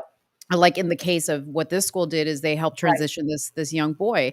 So yeah, I agree with you. I think they should take funding away. Yep. um but I think that kind of falls in our hands when we go and vote. Because Absolutely. we have to be voting for the people that are going to be Yep. supporting that. But to kind of take it back to Suni's point, and I want to preface this by saying I'm kind of like you, Nicole, that I have friends that are in the gay community. Now, I do consider myself a Christian, but I guess I'm not as strict as Suni is about it because she's very, very by the book as far as what the Bible says on I respect that she homosexuality, lives by the right? ideals of it. If you call Absolutely. yourself one, yeah, I can respect that. Absolutely. And I agree with her also. See, like I'm on your side, but then I see Suni's point because, and I don't want to speak for her, she can expand on this, but the problem is that once you say, okay, well, it's not so bad to be gay, and if this person's gay and happy and they don't seem to have any mental illness, then we can just let them be, or let them have a voice in this whole thing. But then where does it end? It's a slippery slope, right? Whereas I would just like it to be like, I don't need to know you're gay for you to speak on an issue, right? Like, I don't need to know that Mhm. you're a gay conservative or that you're a gay for Trump or that you're a gay for Right. this issue. I just need to know that you're a human being that cares about the issues, Thank you. and we align on things, right? Exactly. We But don't the need to show a problem, cis card. I had to look up cisgender a long time oh ago. What gosh, the me hell? too. I Me too. But everybody's got to have like this label now. So we're Christian, we're conservative, we're yeah. Republican, we're Democrat. Everybody's got to put a label on themselves. And that's where they have really began to divide us. It's like that's actually been the plan all along. Like we're going to make all these labels for everybody and you tell me where you fit in. But now they're like taking individual groups like the LGBTQ, XYZ, LMNOP, and they're even dividing those people. So you have Yep. some gay people who are like, we don't know what this LGBTQ They thing are is. not happy with this. Yes, yes. But then you have people that are. or they feel like if they don't, because we've spoken to some of those people, if they don't ride for the LGBTQ alphabet soup, then they're going to be ousted by the Oh, community. it's quick. So did you Yes. catch at the meeting that exactly is what's going on? So there's a combat Yes. veteran that's transgender that came, Paula, that came up to stand by me when I lost it. And then Paula actually spoke at that meeting and was like, look, I'm a combat veteran, I'm transgender, here's who I am. But guess what? I was an adult, I went through all the steps, I did what I was supposed to do. Well, what Paula didn't have time to say is Paula has been ousted from Stonewall Alliance. Like, they bully Paula. It's been horrible. And so here it is. They hold up this, we're about love and inclusivity and yay, glitter and unicorns and rainbows. But really, they're like scattershot, boom, boom, boom. If you don't agree, it's our way or the highway with them. And so here's the thing. Where is the safe space? If they're all about safe spaces, well, that school auditorium certainly was not a safe space for all of us that were there with the crap that they were pulling. And if we would have pulled that, you can bet your bottom dollar they would have been calling the police, screaming bloody murder, all of that. But we weren't. So I get what Suni's saying about, like, how do you do this? How do you level up without it getting like where people are getting hurt and whatever? But these are our children. So to me, that's why I'm saying head of the snake, take their freaking money out, get new people's butts in chairs. You get new school boards, new council members, new board of supervisors, new whatever. If you've got a good conservative majority who's upholding things, you hang on to those and you kick everybody else to the curb. Right. Suni? She leaned in. I was like, oh, she wants to say something. Coming out. Oh gosh. Come on. Defend your stance, Suni Blinks. So in the beginning, right, we opened up with Mr. Beast, and you said, now look, I'm just gonna set the stage. This guy doesn't sit on there and promote his agenda. It's just been a progression of him changing, right? And the first thing you said was, how sad. Although he has not verbalized it, he is technically not even promoting it with his words, but his presence, his mere presence has all of us floored. I'm looking at the conservative movement do exactly what Mr. Beast is doing. But instead of this is sad, we're just conforming. The right has become the left. I shouldn't have to walk into any space, any chat, and preface my opinion with, oh, it's not all gays. We just watched a man transition, and you have parents unsubscribing from Mr. Beast. Now, Mr. Beast doesn't promote it. He doesn't promote the lifestyle. He doesn't talk about it on his channels. But the mere presence is alarming. We have let that alarming, that sense of having a heightened sense of, okay, what the hell's going on? Because these people say, well, I have the same views as you do. No, you don't. Stop lying. Because when it's time for someone like me, a Christian, to say, well, these are my beliefs, and no, I don't believe in this lifestyle, and no, I'm not interested in working, you're a bigot.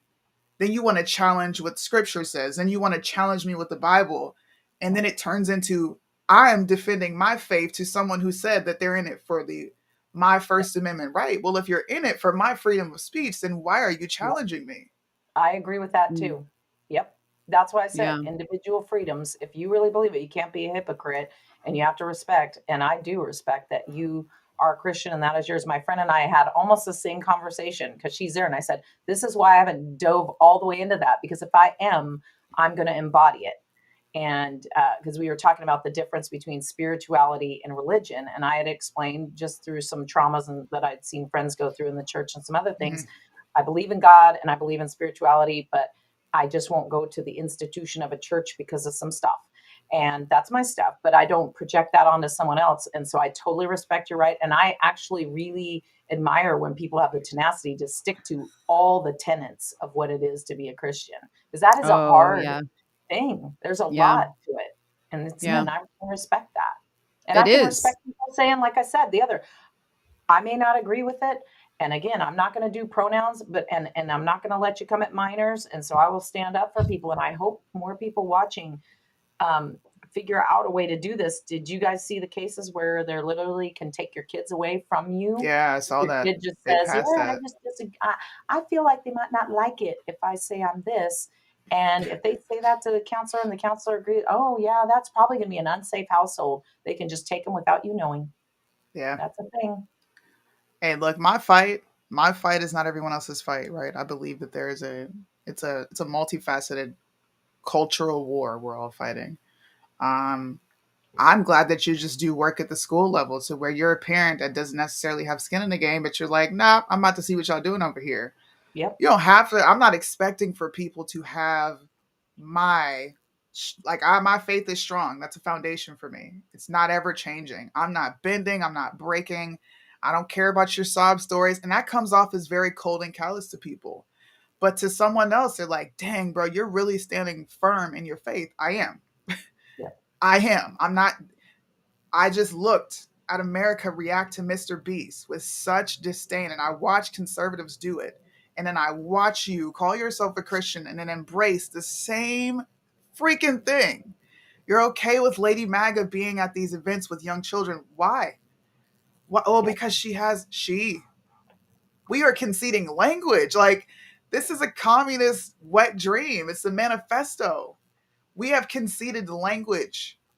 That's Yeah, how that far we are the whole into language this. thing gets me bad. I don't understand why we're allowing people to co-opt things. And It's I will say with crazy. you on the term marriage with gay marriage, this is the thing for me. I understand someone wanting to pledge themselves to another human and show their loyalty and love and all of that, because I don't care who someone wants to sleep with, whatever, as long as they're not a minor or someone that's not a human, you sleep with who you want. But here's the thing. Marriage is a religious term, and it is a man and a woman. And so it disrespected an entire religion to do that. And I thought it should have been come up with your own term, but Thank you. to folks that are truly living life as a Christian, like that's not okay. And I said No. that right from the get-go. And that doesn't mean I'm homophobic. It means I have respect for people who are living their religious life, and we just co-opted their term and something that 100% is religious. We can prove it. So why are we doing that? 47 House Republicans. People don't understand when you say that. 47 House Republicans voted Yep. to codify same-sex marriage Yeah, into they folded law. yep. Yep. Do you not find that to be like the first step in taking away your freedom of speech to even speak out against it now, because they've now codified it into the Constitution that says, well, no, because our founding documents say this now, so you shut up. No different than the civil rights. They have literally inserted themselves into the civil rights movement. Like, it goes deep. I wish people would. And like I said, my fight is not everybody else's fight. I get into the nitty gritty. I want to know the origins. I want to know where we're going. What is it going to look like 10 years from now? I'm like you. I'm a long game person. Yeah. The second I see something, a behavioral switch, how's it going to affect me in 10 years? We need to get in front of it now. And there's times where I'm just too early to the punch, and people take what I'm saying as like, oh my God, it's an attack. You're changing what's going on, right? And 6 months later, you're saying what I already said. But it's too late. You should have listened 6 months ago. I'm telling you, Nicole, I'm gonna be like this. I'm gonna be like this when we get up to him. I'm gonna be like, Suni, put in a good word for me. I'm gonna be screaming from the bottom. Suni, put a good word in for me, because she followed all the rules that I didn't. Oh, Lord. Apparently, I'm going to have to do the same thing. Yeah. I do a lot right. I mean, I really do. I tell people that my friends, my nickname, I should not say this because I will never live it down, is Milk and Cookies. And everybody else got to be salsa and chips, and I was Milk and Cookies because I don't really drink. I've never smoked. I've never tried a drug. I'm with my same man for forever. And I like to live the golden rule. Okay. But I get that to some, like, I'm not in your institution, Suni. Yeah. But and I can see your points, and I respect that you have the right to feel the way you feel, and I appreciate that you respect I have the right to feel the way I feel. I try to not be a hypocrite about stuff. I really do try to self-reflect. I want to say that when you showed that clip of that man, you guys didn't see the first meeting where he shared about the locker room experience that his child went through, his teenage daughter. At high school.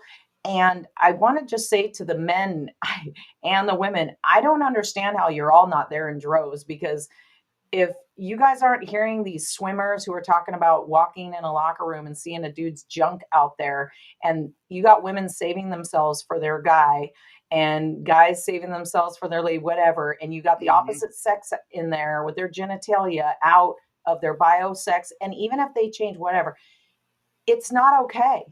Then create a different safe space for the people who chose to live differently than what God took us to.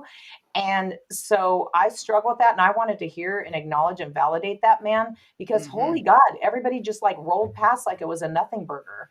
And I'm like, did you just hear him say, she said she felt sexually assaulted and violated and all these things. And everyone acted like it was just another thing they saw on TV, because we're so numb.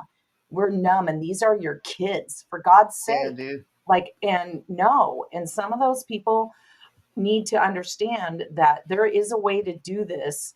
I don't believe with minors ever there's a way to do this, but I'm going to say, if we're getting mowed over, like, make another room and they're the ones that go in it. Why make her feel other than when she is living her authentic God-given right as a female? Look, in a society where white men are dangerous, this white man who's identifying as something as he's not, he's completely safe. All I do is flip their law on them. Like, I thought white men were the greatest threat in America. Like, what's going on? Why is this dude allowed in the bathroom with my kid? Like, just do that. Right. I do that to my kids. You know, I go to their school and they had a communist fist up there, and I said, you know, do you know what that means? And why is this on the first, you know, on the front of the first grade hallway? Why is this there? Why are you saying we're against racism? Like, duh, it's 2023. We should already know these things. Why are you reinforcing it? And the teacher had no response for me. She sat there stunned. But guess what? That picture was gone the next day. The very next day. And we're in this space where we see all these stories. And like I said, I think people truly are numb. And I can't, like, I wrote in, when I saw what happened to Riley Gaines, I wrote into that San Francisco administrator, vice president woman, whatever. And I said, are you freaking kidding me? Peaceful my ass. She had to barricade herself in a whatever, or got chased into a room and misses her flight. She's stuck for hours. We are literally erasing the chance for women to get scholarships, to have their sports achievements recognized. We're erasing their world records. There will come a point when you won't see any women on these rosters anymore. And and you think they're not taking the jobs? The men aren't taking our jobs? 100% they're taking our jobs. 100%. Look at the White House and what happened. Those are jobs that were supposed to go to females too. Because if you go by, like you say, flip their logic with the affirmative action and all that stuff, oh, okay. So you get to have a biological male gets to say, I am identifying a female, and get one of the top plum jobs at the White House. What the hell? Right. So you're erasing us. So yeah, I take it freaking personally. Yeah. You know, I do. The you know, we're raising kids and we're taking away scholarships and things. If you're financially disadvantaged, so that only matters to you about financially disadvantaged people if they are what then? Of color and queer and this, and check every box that's a virtue signal for you. But if you happen to be Caucasian in this, then yeah, no, never mind. You know, we don't care about your need for safety. Real quick, I want to bring Gina in because she's been trying to come in, I know, so I don't want to keep her waiting. But I do want to highlight another super chat from Teresa. Thank you so much, Teresa. We appreciate you. And let's bring in Gina. Hopefully we can hear her well. Gina, you there? Hello? She's unmuted. Chica, you there? This is why we need roadcasters, all right, guys? This is what your purchases of the merch, all that goes. This is what the super chats. The super chats are going towards this. Oh, what bummer. Oh, was that? Yeah. Oh wait, is she talking? Can you guys hear me? I thought I heard something, but maybe I'm making it up. Yes, we can hear you. Hi. Hello, how are you? Hi, how are you? Good. Good. We can hear you great. Go ahead. It's not you, it's me. My socks. That's okay. No, you sound good. You sound good. Hold on. So, hi, I'm here. This is me. That's my team. Anyway, let me see if I don't know, something is going on. So I was one of the parents who was at the meeting. And I just all for everything that she has done for this community. She's a great leader. He is a person who has experienced this whole transgender movement with her own kid. Her meeting, there is one thing to be there and to experience the harassment and the violence at that school board meeting. There's people who equity and love, and as an immigrant, as a Hispanic, as a as a minority, I felt everything but in this meeting. But anyway, putting aside the transgender situation, I just want to say that secrets are no good. Teaching kids that it's okay to lie is not okay. And I haven't heard any cases of parents coming to the school board thanking for keeping secrets for them. I me in the dark about my experience with the transgender and my children. Oh, we have Great heard a lot of lawsuits keeping secrets from parents. So it's a complicated issue, and the school board is trying to make that is not even the law. Mm-hmm. They're just guidelines. Yeah. You making it. And it's scary, Super scary. How old are you? Said you have children. Do you have children in the school district, Gina?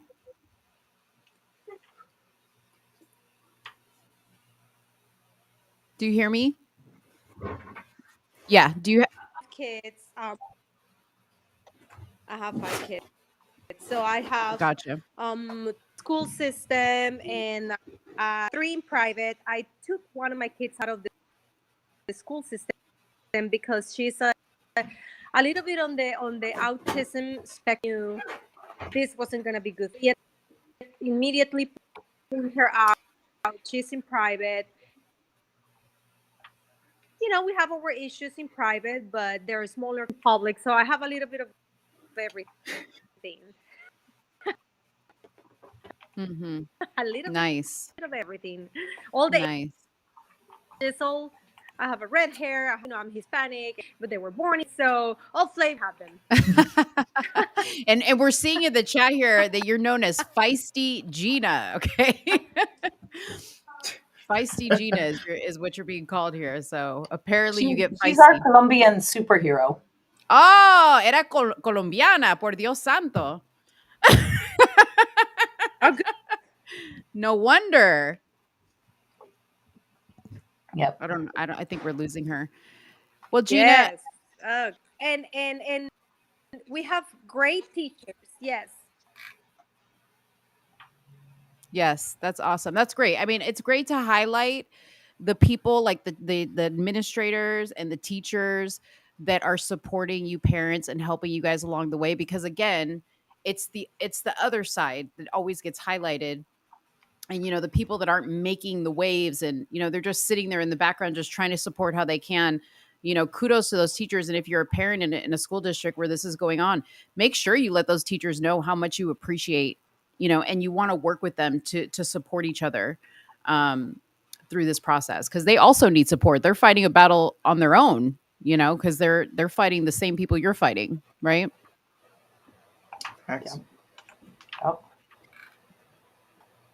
I think she's. Oh. I think we lost her. She probably has lags because of the zero connection. She's not even connected right now. She's somebody who saw stuff coming way before other people did at the school, and she was going to those school board meetings and trying to get other parents to wake up. So I am forever grateful to her, because it would be way worse. I mean, at least everybody has attention on this and they know. And huge props to Aurora Regino for filing that lawsuit. That is so brave. And to her child for being brave enough to withstand the enormous national attention that's on it is huge too. It's got to be super difficult. Aurora, they lost a grandparent, and Aurora had breast cancer, and that is a lot of the trauma this child had that led to some confusion. And then I feel like she was taken advantage of. I do. To me, it's a form of child abuse at that school. What happened? It was horrible.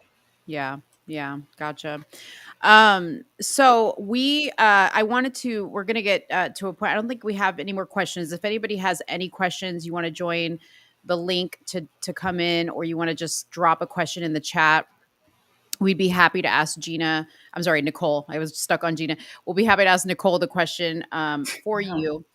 But aside from this issue, I know that you mentioned you're going to Washington, D.C. because there's other things. You don't just fight school boards on privacy, policies in the school board, district, but you're doing other things as well. Do you want to highlight that? And then also let us know again where we can find you and connect with you. If anybody wants to email you, if you want to give that out, you can give that out as well. Absolutely. So, yes, and actually it's not DC, although I like going to DC, but this time it's to the Sacramento Capitol. Assemblyman Gallagher is actually doing something on a separate topic, although I'll give a plug for his AB 1314, and I will drop that in a chat after, is the gender identity parental notification. It would require the schools within 3 days to notify parents of becoming aware of anything to do with gender identification, non-conformity, that kind of thing. He is a fighter. And he put out a call to action for this Tuesday for anybody who lives around Sacramento. You want to go, get there by 9 a.m. at the Firefighters Memorial Statue by the Capitol. And they're going to talk about getting the fentanyl crisis before the Public Safety Committee, because so far the committee is basically pushing back and not willing to talk about it. And hello, fentanyl is causing a lot of problems with public safety. Seems really lame to not acknowledge a huge crisis.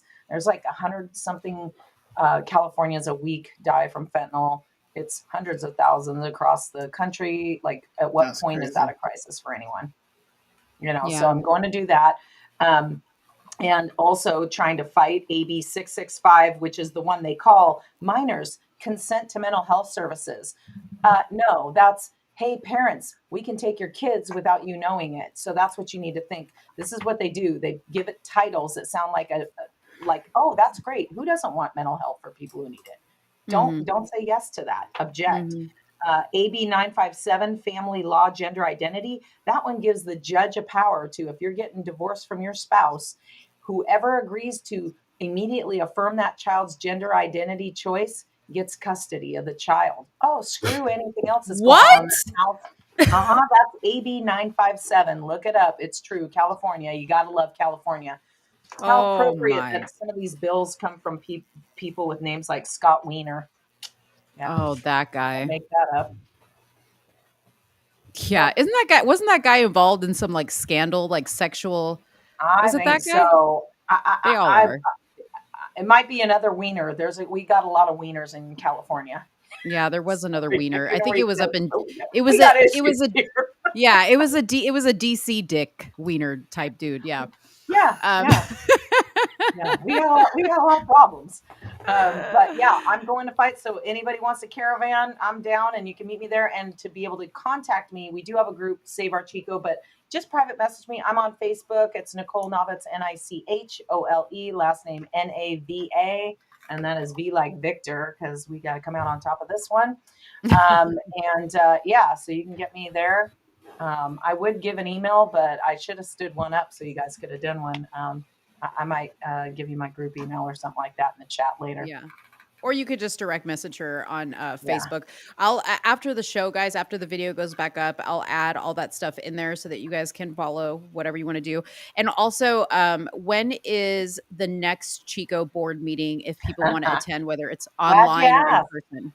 Yeah, Wednesday, the 19th. So that's this coming week on Wednesday at 5:00.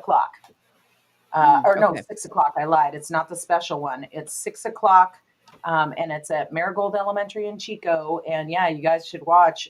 Some of the other stations are picking up our stuff because it's nuts. It's like Suni kind of nailed it with how it's described, and I think you did too, Mo. It's you just kind of have to see it to believe it's happening. Yeah. And I'm going to ask him to repeal. It's not going to go anywhere, but of course we'll go from items on the floor and try to address what happened and just say, like, you're going to have problems. You're going to lose money. You're going to lose parents. This is a stupid move. You will never hold public office again. I mean, I believe in directness. I'm not a happy camper, and they're going to hear it. Yeah. Yeah. And P.S., you guys, people who are going to these meetings, okay, when you go up to that podium, think about what you could say that's going to make somebody want to put it on their Instagram feed or their Facebook feed, because all people care about these days is going viral. So do what they do, get loud, bang on the table, be really, really, I'm serious. Like, we have to do that because, I love these really sweet house moms that get up there like, yeah, my son, Johnny, nobody's interested. I get it. The story's valid, but you know what? We need to be heard and we need to be seen. And this is how media works. This is how social media works. Unless you are something to share that's going to be like, people are going to get clicks off of it. It's not going to be seen unless somebody's sitting like me and Suni are and watching the whole 8 hours of the meeting. I just want to keep it real because I want to put everybody on game. You have to play this way to make it into the news feeds and to make it on even places like Fox News. Oh, we're getting live and living color updates about the presidential race. Wow. That's right. Okay. That's right. So use colorful language. Wear shirts like they do with stuff that that's going to be triggering. Do it all. Stop with the buttoned up.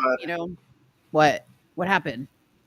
God, hey, yeah. Ron DeSantis has filed for his candidacy for president of 2024. Okay, now listen to me, Trump supporters. We knew it. Trump supporters, don't come out the side of your neck attacking this dude. Shit, look. This is a moment for y'all to sit back and be quiet and watch. All right? Just watch. Go back and reference that George Soros video that you guys love to share out of context. Go back and watch it and sit back. And where he endorsed DeSantis. Or you guys say he endorsed DeSantis. Right. Allegedly. Right. Yes. Trump, hey, look. Trump is about to come out. I'm just telling y'all. Yeah. Trump is about to be like... Yeah. And you guys, this news came at the perfect time because this is to my point. Now the news feeds are going to forget about all the parents at the board meetings and it's going to be DeSantis and Trump. So y'all got to beat this. y'all got to do something to beat this announcement. We're already out of the news cycle. Listen, Nicole, at the next meeting, okay? At the next meeting, I want to see you like a Vegas showgirl with a big feather headdress walking up to the podium, okay? Like, I need you to pull out all the stops, girl. Okay, or should I wear a uniform that says something to FBI? Here I am, because isn't a parent on the watch list just because we're mad at a school board meeting? If you want a shirt, I got you. I can make you a badass shirt. Yep. Oh yeah, I might need a badass shirt. We can make you a shirt. We made we made shirts for the Temecula school board parents. Yeah. But if you need you guys? Yes, that was us. Sweet. If you need a custom triggering shirt, Suni's my girl. Listen, she specializes in triggering. See this? It says being a woman is not a feeling, and I have said a uterus, fallopian tubes. Women get mad when they see this. They're like, not all women have uteruses, but you were born with one. Whether it works or not is another story. Yeah. Anyways, I want to thank you, Nicole. This was a really, really great discussion. And I hope that this encourages other people to like be involved, like you're being involved, and speak out.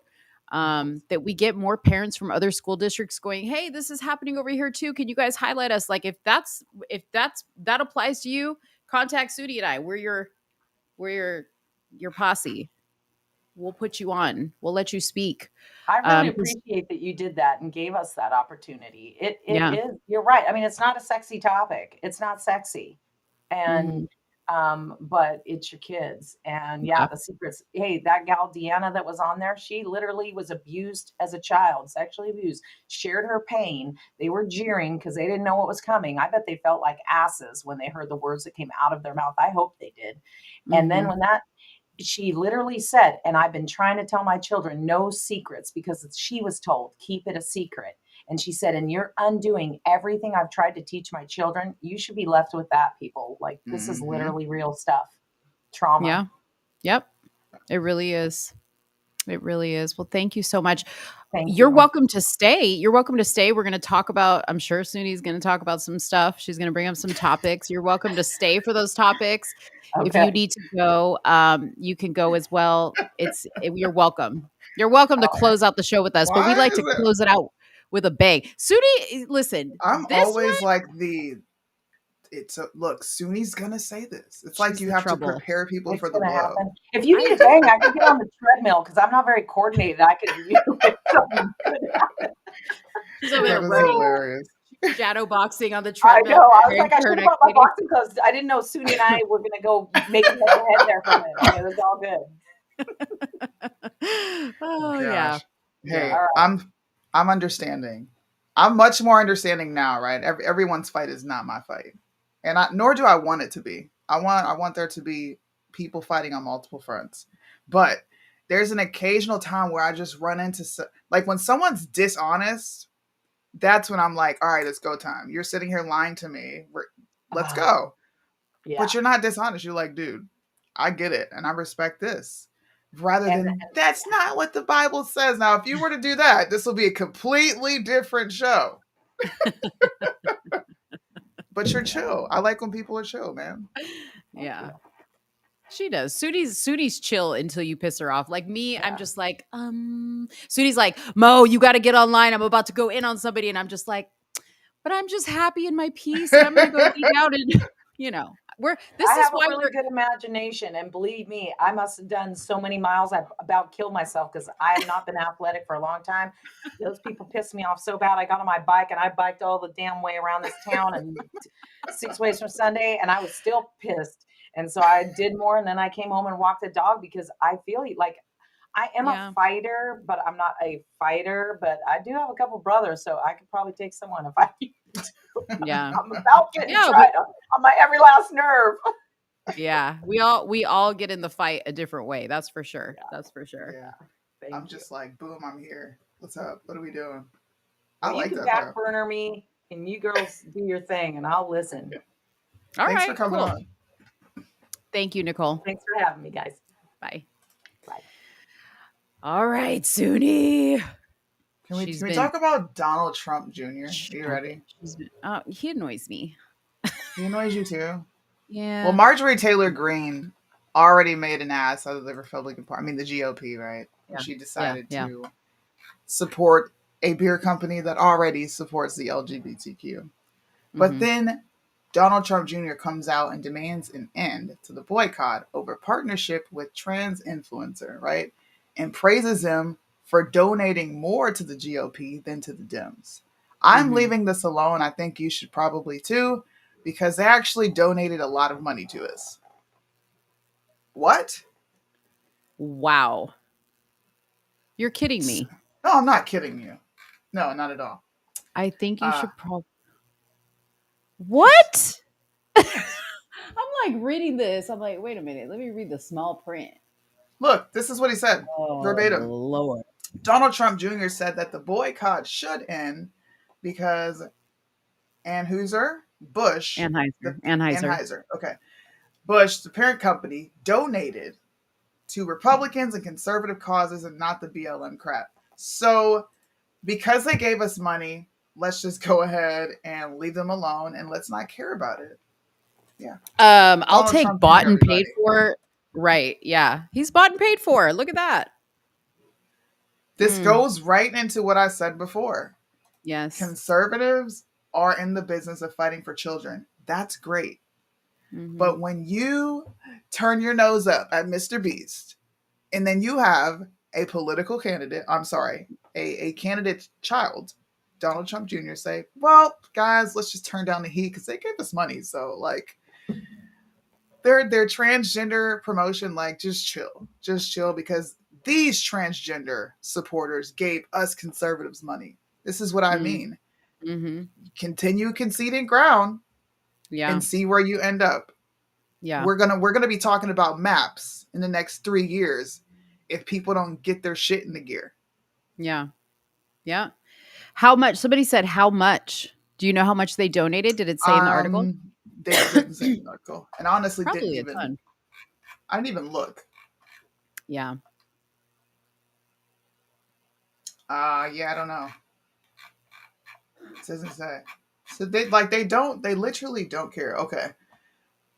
Last cycle, their employees and their PAC gave about 60% to Republicans and 40% to Democrats. That's literally almost unheard of in corporate America, where it's really easy to go woke, where they do so constantly, where there's a consequence to actually being conservative. So 60-40 to the conservative side is kind of a big deal. Like, nigga, what? But They okay, gave us 20% more.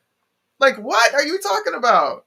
Yeah. I'm telling you, money's the root of all evil. This came from the Daily Mail? Yes. Huh. Did he like, I don't know. Listen, you know what? I'm just sick of it. I don't even want to. You know me, dude. Like, this is all a game. If you guys don't realize that this is all a game and you have to play along, otherwise, the advertisers and the donators are going to X you out. They're going to cancel you. You're sadly mistaken if you think it's easy for people to actually take a stand in this world and be able to survive, because it's just they can't. They Here, can't. I'll They show can. I'll show you a source that makes you feel even better. Fox I know. News reported on it. No, that doesn't make. What do you mean it'll make me feel better? I don't even like Fox News. But you know what? Okay, let me talk about this. Okay, quick, bring that. Is it a video? Because it just disappeared. So pay attention. And I don't know anything about this guy, Vivek Vivernick. Yeah. This guy that was in the picture right here. Okay, Vivek. Okay. So I first heard of him from Candace Owens interviewing him on her channel. I asked Liddell about him, actually. Liddell said he's a good guy. But you know what? Just because Liddell says he's a good guy, I don't buy it. I find it extremely suspicious that people that I've never heard say the name Vivek, I don't even know who the hell Vivek is, what he's about. All of a sudden, everybody seems to know who Brother Vivek is, and I just feel left out. And I'm just like, see, this is another manufactured. It's kind of like the Anthony Trimino, right? Ready? Remember? No, Yeah, it's go bigger ahead. than that. Are you ready? Yeah. Where the fuck did Obama come from? Right. Nobody knew who. Oh, I know, right? Nobody knew who Obama was until everybody. And he became what? El Presidente. El Presidente. Don't be surprised if this guy is the president in the next 8 years? I don't think they're going to give DeSantis a run. I do not see the GOP giving DeSantis a shot. I just don't. I don't. I see Trump getting this nomination and maybe this guy in the years to come. I'm just saying, you have to compare. Republicans do exactly what Democrats do. They just flip it and mirror it. They copy each other. Yeah. So where did Obama come from? Right. No, it's true. It's true, but I just find it suspicious, you know. It's like the Obama, it's like the Anthony Triminos, right? That everybody started talking about Anthony Trimino. He's the best thing since sliced bread. You have to vote for him. And then all of a sudden, together, they were all like, "Oh, never mind. Anthony Trimino wasn't as great as we thought." Never mind. Forget we endorsed him. Let's just pretend. Let's just keep on moving. They did the same thing with DeSantis, right? They turned on Trump, and then they were like, DeSantis. And then DeSantis started to act a little funny. And then Trump started to be a little bit more badass. And then they were back on the Trump train. And now they're like, DeSantis. They got all these facts about DeSantis and how he's corrupt. We've been saying that. Forever.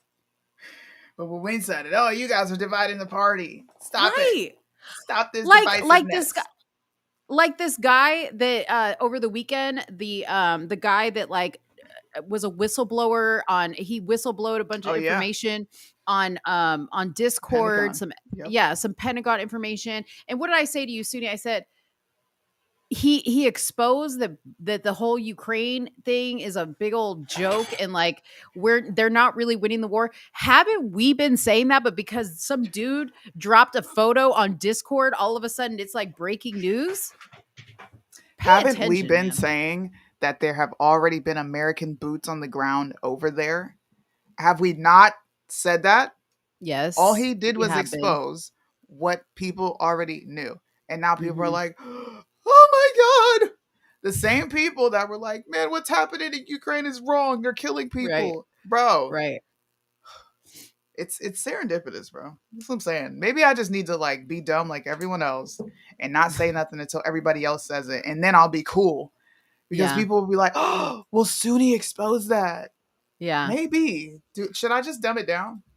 You know what though? It's that the news cycle moves so fast now that people Yeah. forget like what they heard. Like you just said, Obama. Like Yeah. when you said it, it connected. But I'm sure people forget. Nobody knew who Obama was. Nobody knew who he was. He just popped Hence out of why, nowhere. right? Hence why. What was it? Like some driver like came out and said that he like dropped Obama off at some like gay club or something, or some drug house. I don't remember what the story was, but even he said he's like, I didn't know who this dude was. Like it didn't seem like a big deal to me at the time. Gosh, I'm just saying. Nobody knew Trump. Yeah, that's not true. Trump has always been around. Trump has always been known, and Trump has always been instrumental in politics, culture. Period. Nobody knew who the crap Obama was. Right. Nobody knew. Yeah. Yeah. It's pro-Russian propaganda. I remember that too. Like, oh, you're being fooled, Suni. Look at you. Did you see the tank that ran over a Ukrainian car? But it turns out it was the rebels who ran over a car because they don't know how to drive it. Yeah. Like, yeah. Or how about Putin wants all of Ukraine? No, Putin wants the Donbas region, which are ethnically Russian anyway. Mm-hmm. How about the fact that Zelensky cut off their water source? No, we don't want to fix that. No. We want to save the poor Ukrainian people that are walking around. Do you remember all the people who were posting videos like, dude, I'm walking around just like it's normal. Yes. What war are you talking about? Right. Or how about the live feeds of Ukraine? And like on Instagram, it was like one video after another of like plumes of smoke coming up in the sky. Yet I was looking at a live feed camera of Ukraine and it's like birds chirping, skies blue. There's not like a plume of smoke in sight. And I'm like, where are these pictures coming from? For real. I don't see no fires. Or the fact that these rebel groups have been shelling this region forever. Yeah. And meanwhile, Zelensky is in a freaking train station with Dave Letterman giving an interview for his Netflix show. The train's going by. And I'm like, they're making fools of us out in plain sight, man. Hey, man. Democracy. What you got up here? So I wanted to ask you about this to get your opinion. So, I felt conservatives were promoting Dylan Mulvaney. And we talked about this briefly on the phone. Mm-hmm. Because it's like, we already know what he's doing is wrong, right? We're running beer over. We're recording it. Mm-hmm. And then we're constantly posting this dude like, look. Right. You're promoting it, right? And what made it even worse was, this is what I said, all these conservatives sharing angry thoughts about Decepticons being promoted is strange because you give the Decepticons on the right a pass. And I said Blair White, Lady MAGA, and the MAGA drag queens. I don't know if people know this, but there's an entire section of MAGA drag queens that make a mockery of reading, like story time with children, right? They say they're showing the absurdity of it, but they literally have access to the youth. Literally. Mm-hmm. So why is it okay in this instance? Yeah. But it's not okay in that instance. Like it. Because they have a MAGA hat on, Suni. Like, make this make sense. And the whole Mr. Beast thing just brought it all into perspective for me. I'm like, nobody can deny this now, dude. You just can't. Right. Right. I watched somebody Yeah. in the chat say, well, Ryan is against all this, Lady Maga. Ryan Mhm. is not against it because Ryan is cross-dressing. Mhm. Either way you look at it, Yeah. which is showing another young man, because I've had Ryan on my show, right? Mhm. And I straight asked him, what do you say to kids when they, walk up to you? Well, I just told them that I'm having fun and that it's okay for people to dress up in costume. Do, do you not find that to be as sinister as the left when they're just openly saying, dude, I want to indoctrinate your kids. Yeah, I feel like Right. you're a bigot. You have Right. this guy that's like, well, no, it's fun. No, it's not. Right. And what about all those times, Lady Maga? And by the way, Lady Maga is the one with the gun in her hand, Yeah. or his hand. Suni would kill me if I said her. His hand. All the times that he's dressed up like a Disney princess, right? Yes. Like that's directly targeting children. That's not targeting adults. Adults, Right. like, well, a normal adult really doesn't care about a Disney princess, but like obviously you're dressing like a Disney princess to bring kids over to you. So when people come with their kids to these events, they're like, Yeah. "Oh, look, it's a Disney princess. Forget that there's a dick under that There dress. you go. Forget that there's a dick under the dress. Princess, right?" Hey, I want to ask everybody's opinion because there was like a rumor, speaking of Dylan Mulvaney, that Ben Shapiro is Dylan Mulvaney. What do y'all think? That is I freaking mean, hilarious. I remember when I it's first saw that. it's uncanny. They're like, conspiracy. We've never seen Ben Shapiro and Dylan Mulvaney in the same room ever. Right. I mean, honestly, like people are like literally making like videos about this, but I mean, look at this, you guys. It's kind of And all right. Take that shit off. Ugh, I can't take this stand shit. that Okay. dude. I have a theory about this Dylan Mulvaney because I'm just like, it's getting too outrageous how he's Mhm. how he's behaving. Yeah. Like with the crying, like on the floor with Drew Barrymore on her show. It's just like it's almost like he's just like feeding off the fact that we're just like completely outraged by the way he's behaving and all these endorsements that Mhm. he's getting. And I just sit here and I'm like, maybe this dude was like paid. Like maybe they were like, "Hey, we're going to give you a fat check. Just put a dress on, put some lipstick on and act like a chick and just say really crazy shit to just outrage people because Mhm. you know what I mean? Like it doesn't seem too far-fetched to tell you the truth. That's my theory Mhm. on this Dylan Mulvaney person. I mean, I'm not gonna say I don't disagree with you. You think he's a I real don't. Decepticon? Yes. I do. Um, I don't think it's an actor. Mm, I think that people don't understand where we are in life and what's truly being accepted as truth. Like, I think we had this conversation. If you think for a second corporations walk around with this morality clause in the back of their mind when they're like looking at what's generating money and what's not, we do it as influencers. We need to hop on what's trending. They're mhm. hopping on what's trending. Okay. They're understanding that now the focus is somewhat still on blacks, but now we're targeting this group, right? Because a Right. couple years ago, it was Nike, all these other corporations were doing everything with black, black, black, black, black. Well, now it's Right. their turn. Right. They care about money, bro. Mhm. They don't care about anything outside of that. So do I think this dude is a paid actor? No, I think they're exploiting him and his mental condition and they're getting money out of it. And when they're done with him, he will have success because there are other corporations and news media groups that are going to pick him up, but they don't care about what happens to him afterwards. Thank you, Mike. This all has to do with the geopolitical realm, which people find kind of boring. Okay, I get it. But the UN and the ESG scores and the 17 SGDs, which are Sustainable Development Goals, this is what these corporations are adhering to. If you don't like listening to me talk about this, you can watch Glenn Beck. I tell people to spend that $10 on Blaze TV to actually look at what's happening because it's boring to mo, but the geopolitical realm is lit, dude. All the stuff that's going on there is crazy. Crazy. See, what Suni considers lit and what I prefer to hear from Suni what's going on because she does a very good, like, a snippet of what's going on versus me having. I'd rather listen to 8 hours of a school board meeting than listen to that. How boring is that? I know, but I feel like I have more control over the school board meeting than I do ESG scores. I have more control. I did. I used to do shows on this back to back to back. You guys can go look at my old content. I know it was boring to some people, but it's what corporations are doing, and they're infusing it into society, which is what Nicole mentioned. It's socially engineering people to view things a certain way. That's all it is. Yeah. All it is. It's money. You're so smart, Suni. Thank you.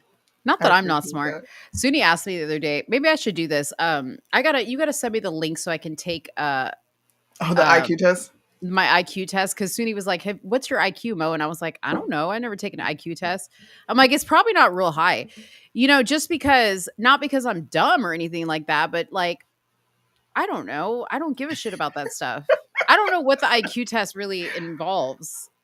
I don't know what the IQ test It's just really a lot of involves, problem solving. Like, it's a lot of visual problem solving on, like, if you were to have two different patterns and they want the pattern to look this specific way, right? How would you have to turn?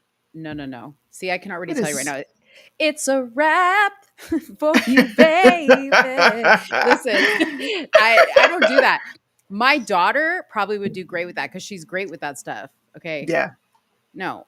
Like, just give me the freaking problem. Don't try to trick me visually with shapes and all this shit. Just give me a problem and I'll solve it. Oh okay, my but gosh. don't try to like visually mess with my mind. I don't like that. Like, that just makes me tune out. Right, but that's how you notice like behaviors though, and like the slight shift. That's how you can notice that. Listen, I dated a lot of guys, and that was all the practice I need to notice slight shifts in behavior.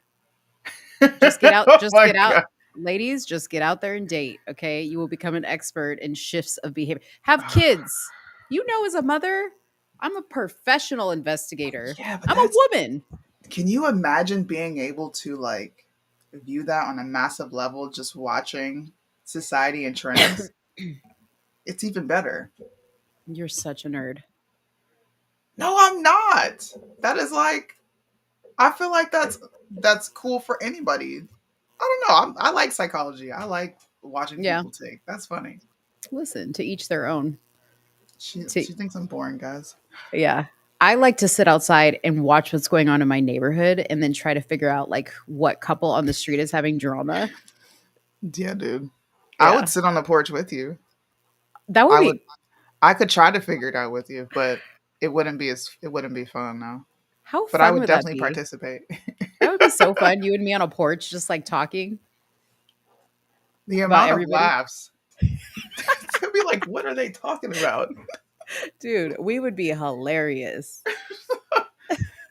Listen, my hair was fly 3 days ago. All right. Ooh. I did my hair and I went outside and it turned back into a fro. This is what I mean. Y'all got to stop shaming Black women, bro. We can't help the texture of our hair. It doesn't agree with tropical environments. Yeah. Maybe that's why I'm not Asian. And what makes it worse is a Black man shaming you for your hair. I know. What happened to protect Black women, Liddell? Gosh. Oh yeah, we got to go sit on Red Pill's porch because she has chickens and we can hard boil the eggs. Nah, Red Pill got the green ganja. That's the only thing I don't care about the chickens. All That's right? what you care about. You want to go play with the chickens.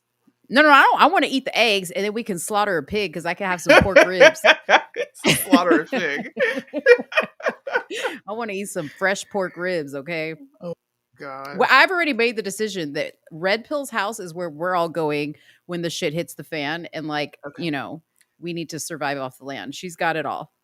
Yes. I already told her. We're going to Auntie Red's house. Yeah. We're going to pull up in the Sprinter. Everybody. In the Sprinter. We pull up in a big old van and like a bunch of people just pile out. It has to be, we have to do something with like specific influencers and just kind of show up to different events and have fun, dude. You know how fun that Yes. would be? We have been That would be talking about so it. We need to fun. rent a tour bus and just go city to city. We got to bring Bluntman too. It won't be a party unless Bluntman is Oh, there. he's so triggering though. I love it. Yo, it's funny. See, like I want to have fun. Like I don't want to bring people that are going to get us kicked out of places. You know what I mean? Oh my gosh. We're not Yes. going to get kicked out.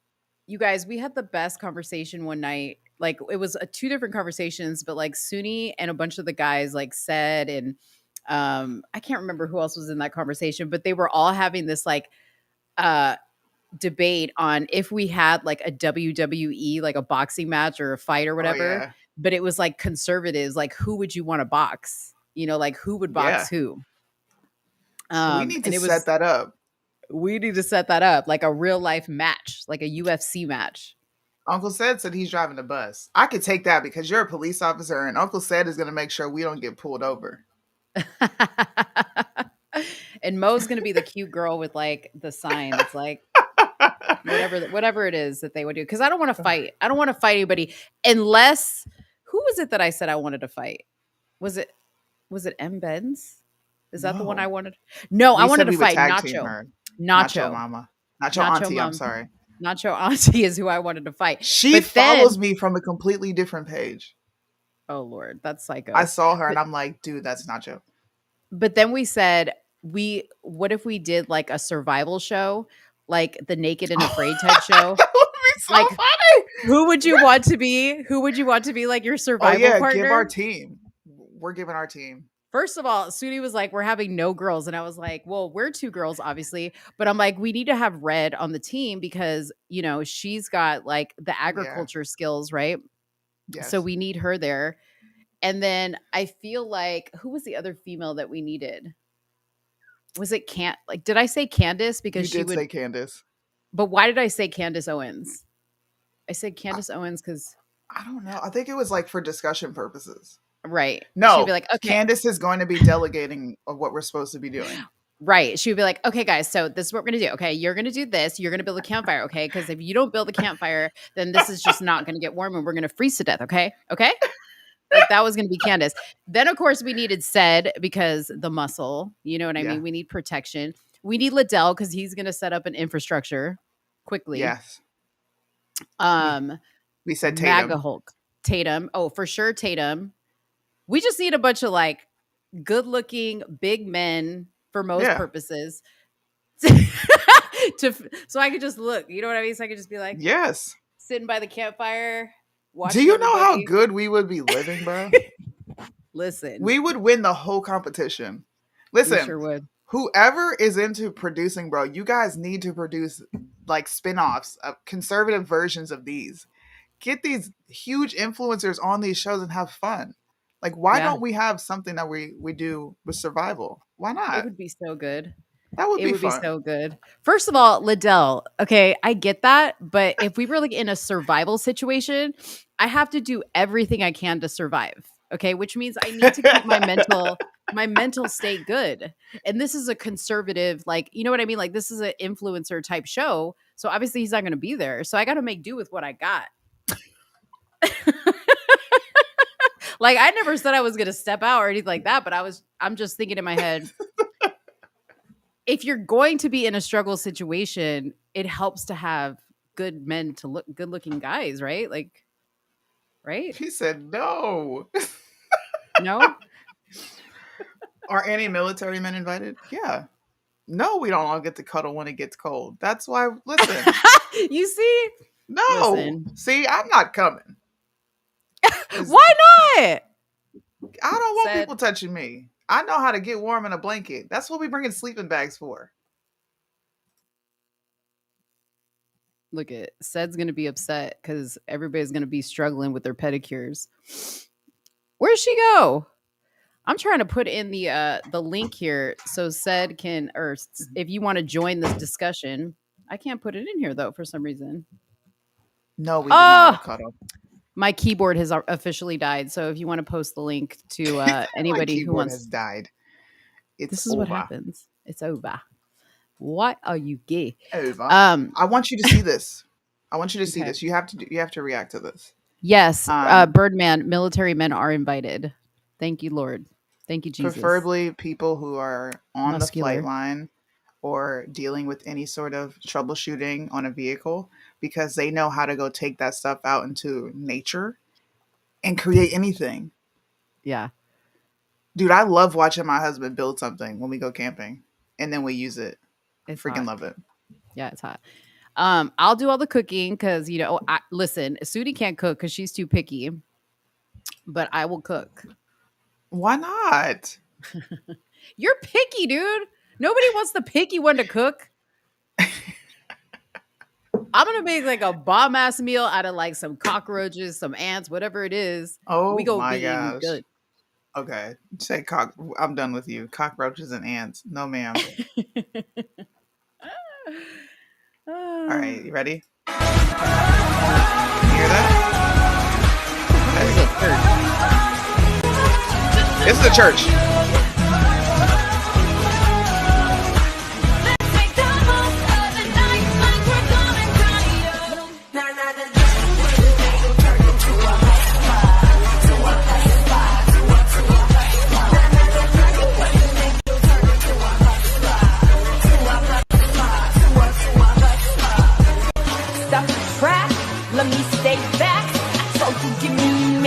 Wait, it gets better. Wait. See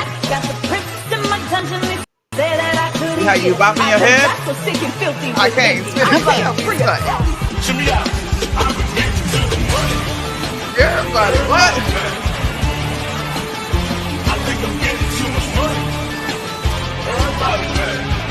As we were saying, Dragon, this is what you need to do. Step 1, find you a baddie. Okay. But step 2, he gotta have a fatty. Hey. What? Hey. Yeah. Look back at it. Uh-oh. What is she doing? Friends, I don't have a fatty. Girl, we keep telling you it's okay. Your little booty matter too, friend. Y'all know they don't be discriminating.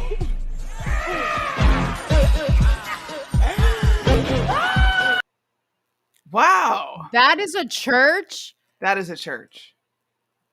Okay, admittedly so, like when the song was playing, I'd be that person in church and be like, hey. Okay.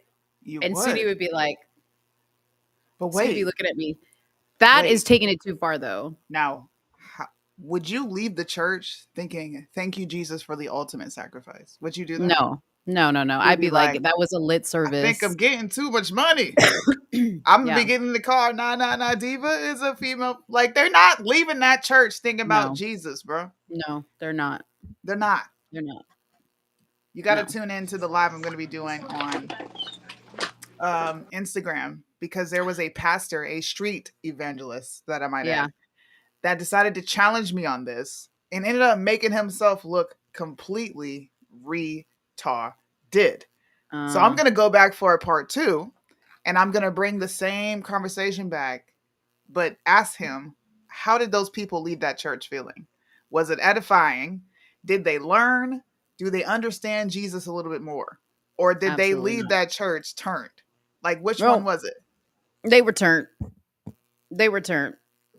Yeah. But why are you talking about booties in church? If Mo is saying this, I know I'm not crazy. If Mo is saying this, because I don't know whether to be offended or to be you give more leeway than I do, right? Sure. Yeah, I'm the fun one. You give far more grace than I do. But you're like, bro, what? If Mo is saying, what? Wow. Look at Red Pill. She's looking very slim and un-Lizzo-like. I said you're looking slim. Listen, all these pillow talking boys got my name in their mouth. We can't help it. Oh Lord, they gonna hate. What's up? What were you gonna say? Yeah, I am really shocked that you were Big Booty Judy and all the big booty stuff. You don't want the booties in church. I'm proud of you. No, let's take it too. But listen, even I have standards. There's a place for booty, and it's not at church. You know what I mean? I agree. Yeah. You gotta be. There's a time and place for that, and that's not church. I don't. Somebody keeps telling me they keep bringing that up as a retort to my criticism, right? I would love to see it. Like, you can send it to me, but this is just a response to people. I don't really care of what he came in and said after the fact, because none of those people are leaving with what he said after the fact. There's a reason these viral clips are viral clips, because the only thing we're paying attention to is you had Homecoming as an entire soundtrack to a resurrection play. Every person who's ever grew up in a black church, we know what the resurrection play is. Every Easter Sunday, we have the same story taught to us, bro. You could have went and reached out to Corinne Hawthorne, who is an amazing gospel artist. You could have reached out to Bryson Gray, Carrying the Light. What is it? Rapper like Cece, the kid that just dropped. You got freaking, what's his name? Bizzle. You have so many artists you could have reached out to and been like, hey, look, we got this resurrection play. Let's put together a lit set with a Christian message behind it, but you decided to go reach out to the world. I would love to see what he said. I want to see what he said, but that's going to be my response to people who bring it up. Yeah. Listen, Kurt Carr, if you guys haven't heard Kurt Carr, like seriously, his In the Sanctuary will get anybody moving with the Holy Ghost. I'm going to have to look at it. Kurt Carr? In the Sanctuary. Okay. With a K or a C? Group chat, Holly? With a K. Okay. In the Sanctuary will get it popping. Today we went to eat with our pastor, and me and my husband were listening to it in the car. That will get you moving. But it's just about praise and worship. We ain't talking about worshiping no booties. That's what's wrong with culture right now. Yeah. They're worshiping booties too much. Yeah. It is. It is. Hey, real quick, who would be on your survival team? Chime in on this. Who do we add to the group? Well, you said, but I knew that said was the one who made that comment. I'm just saying, ladies, bring socks if you got cute feet. Oh, if yeah. you got ugly feet, said ain't messing with you anyways. Yeah. I would say Liddell. Yeah. Liddell said MAGA Hulk for sure. Bryson to give us the daily bread with the word. Yes. And entertainment. Listen, all I'm thinking about is having a good time. Y'all looking at survival, and I'm just like, hey, we got to have a good time, because it's all about our mental. You know what I mean? We got to be in a good mental space. Listen, I think, we got to bring strong people out, and then we got to have people who could cook. I think Sunni's very picky. We would be eating some shit that I don't know. And so is Sunni. Bryson. It'd probably be like lima beans and shit. Right. Mo, I'm not fucking with you in the cockroaches. I'm not fucking with you. I'm gonna go kill a wild something. Well, you know what? We're gonna make it happen. Yeah, if you're out there, you and I can team up for sure, because you're going to be like, hey, we could do this. You know how to do all the stuff. And then I can get in the kitchen and put a little like sazon on it. You know what I mean? Like, you put a little seasoning on it. But Bryson and Sunni, we're going to put them at another table, because all they're going to want to eat is, they're going to be like, where's the French fries and chicken nuggets? There's none. Get over it. No, well, we got to have a noodle maker, because Sunni loves her ramen. Oh, that's true. We need a noodle. We need to find a way to make noodles. Damn. But who else do we? What other people do we have though on the team?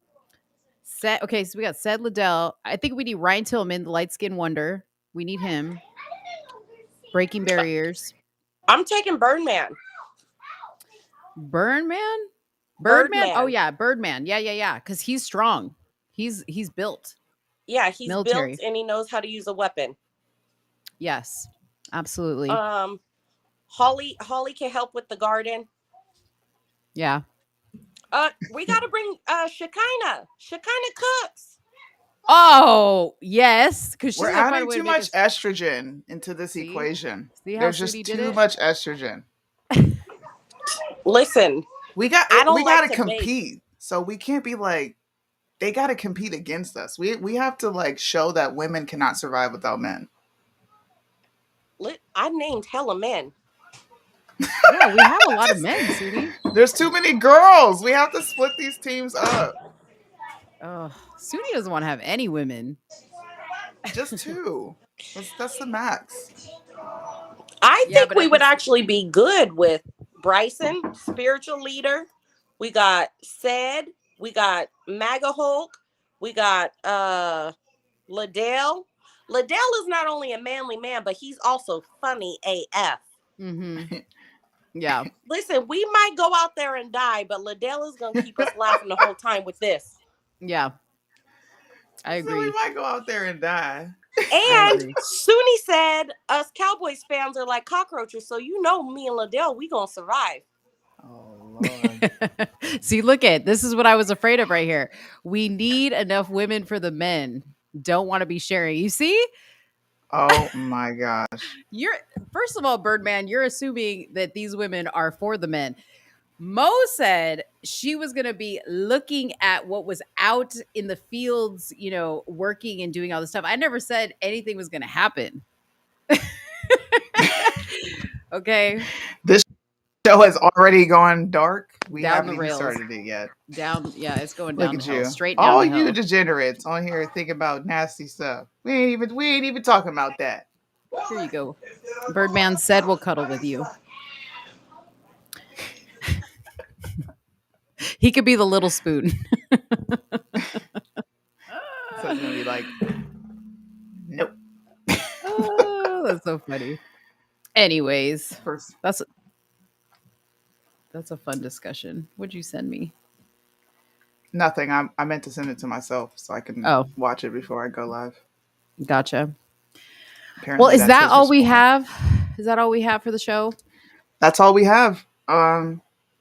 Also, this DeSantis thing, now people are coming out and saying it's alleged, it's fake, we don't know.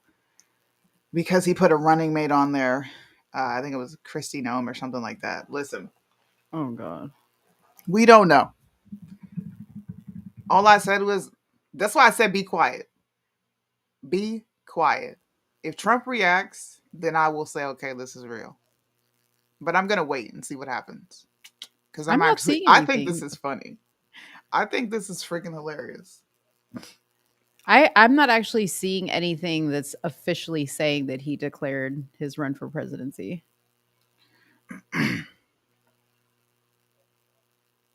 How do you spell his name? Desantis.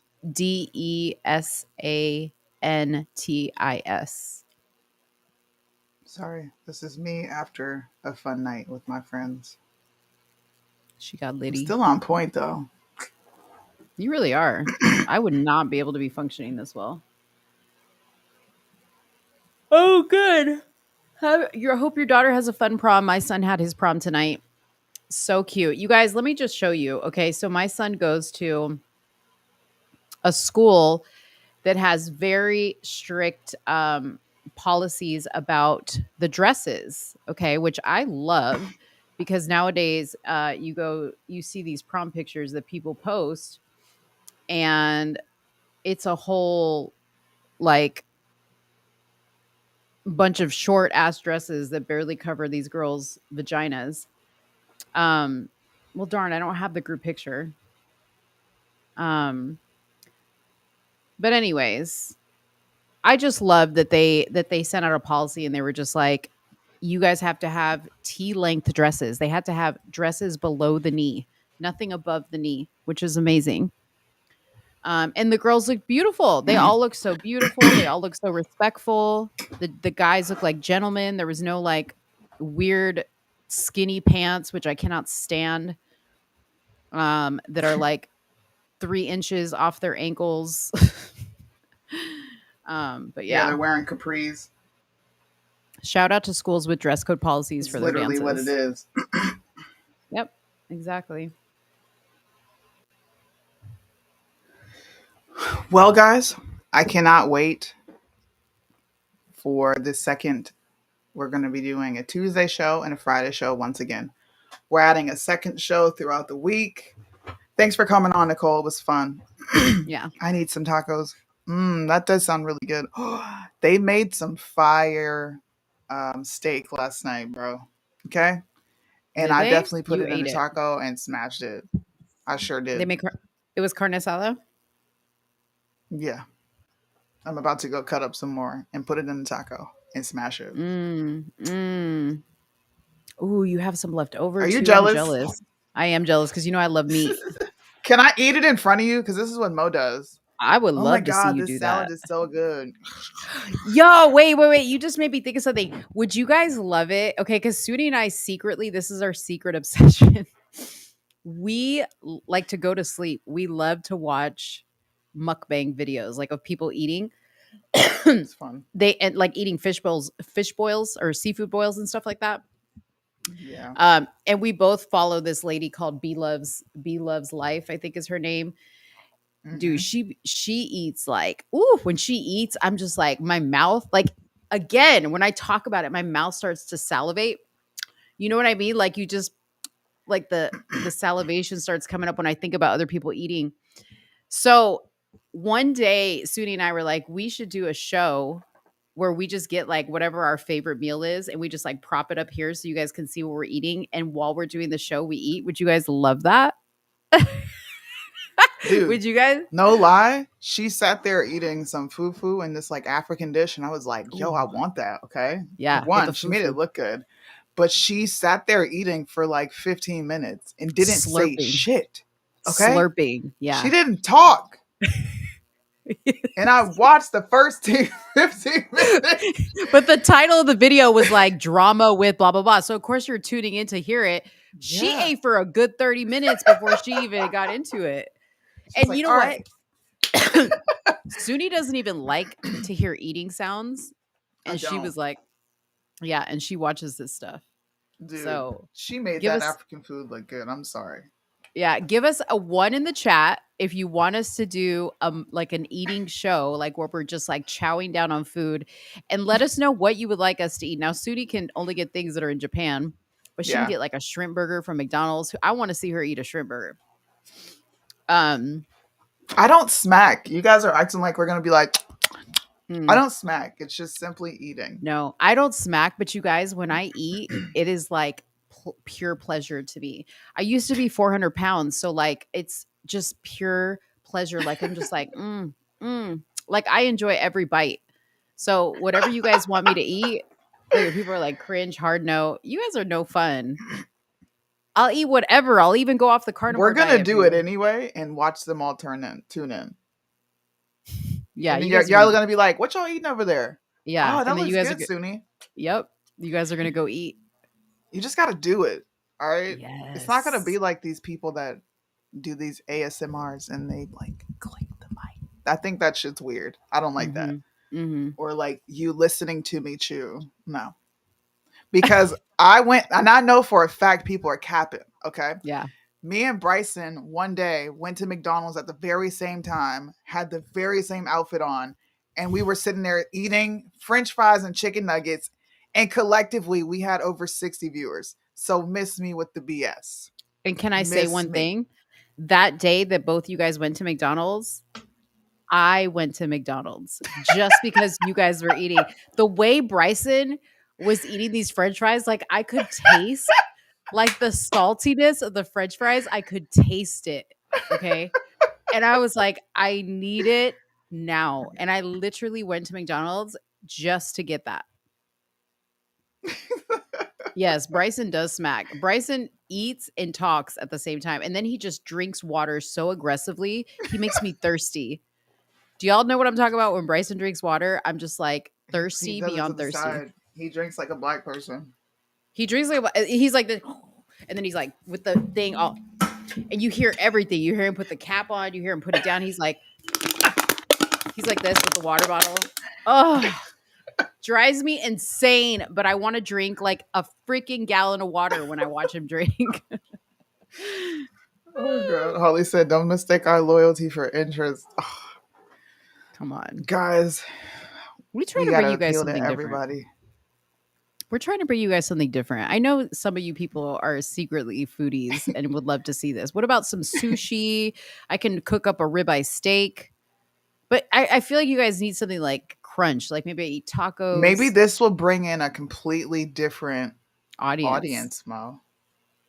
Maybe we should get African food and we could bring in the Africans. No, let's keep the Africans where they at. I can't. Because I love me some fufu and some igusi stew. I love it. That's like my favorite. One watching / hearing people eat doesn't bother me. Really? I don't know. I find that when you're like having what do you call it? When you're fellowshipping with people and you eat, Hmm. it kind of creates this bond between you. It's Hmm. like a very, I don't know, eating with someone is a very intimate thing if you ask me. Yeah, I think it is. it is. It is. Okay, wait, real quick. The other thing I'm just confessing to you guys. So the other thing that I love to watch before I go to bed are pimple popping videos. Oh my gosh. I do that too. I Listen, like when I they pull the know that. earwax out of people's ears. Ooh, girl. Listen, when I see people popping pimples, again, my mouth waters. Not because I want to like eat it, but I'm just like, I These can people just are like, feel like the pressure that's like the release. You know what I who are mean? we following? I bet you all these people are like, oh. We go from a serious topic and we're ending your night fun. You guys are going to Yes. go Google Dr. Pimple Popper, Dr. Tobro. That's another one. If you like I don't feet, like feet though. That's yeah, my cutoff. that one's nasty. They pull Yeah, I out don't like do feet. hangnails and stuff like that. I don't even like when people put their. I can't stand when my kids put their feet on me. I'm like, first of all, that is so disrespectful. Feet are like disgusting. Oh, Holly says ear blackhead videos are the best. I've never seen that.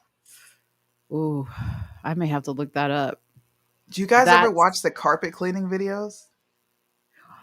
when they're yes. Dude, I can sit there and watch that for like a whole hour.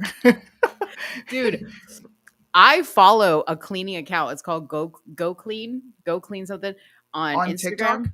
Oh, On I was about to say. Instagram. She's probably on TikTok too. But I'm obsessed with her cleaning videos. What is it about that stuff? I don't know. It's just like mentally. You know what? I don't even think it's mentally satisfying. Mm-hmm. I think it's kind of intriguing to watch where you get to, I don't know. It's just something about watching something from start to finish. Yeah. Like they're like these Asian dudes who live, I don't know if they live in the wilderness, but they create like mini mansions out of mud and make these dope ass pools. You never seen it? No. They're like in the middle of the sticks, in the middle of nowhere. Mm-hmm. And the entire video, it's of course it's sped up, is them making pools or like building a cool house. There's something out there And it's for all everybody. made out of mud. One of y'all know what I'm talking about. There's these Asian dudes, dude. Wow. Those videos, I used to sit there and watch that. Do you want to know what else? You guys What? ever heard of Hood Meals? Yo, that's my favorite channel. You put me onto that. You put me onto that. That one's good. Dude, I love Hood Meals. when he gets up to go make some food. Come on. Yeah. I hate when they stop the video before it's done. I used to watch Auntie Fee. Auntie Fee, yeah. Oh, dude, her stuff. I would cook a lot of her stuff because that was like, really, you're just gonna come up in the camera? See, Auntie, bro, I know the fact that because people aren't they know. understanding what I'm saying. That freaking channel, oh my gosh, I love watching those dudes. I'm gonna have to watch that. And they like paint. Sometimes they'll paint the mud and go grab a leaf or something that's red, make paint, and they'll paint the whole thing, dude. What is it called? Mud. I'm in the jungle. I'm in the jungle. Okay, I'm gonna add it so I don't forget it. Bruh. We're putting y'all on game, bro. Just go watch these YouTube channels. Okay.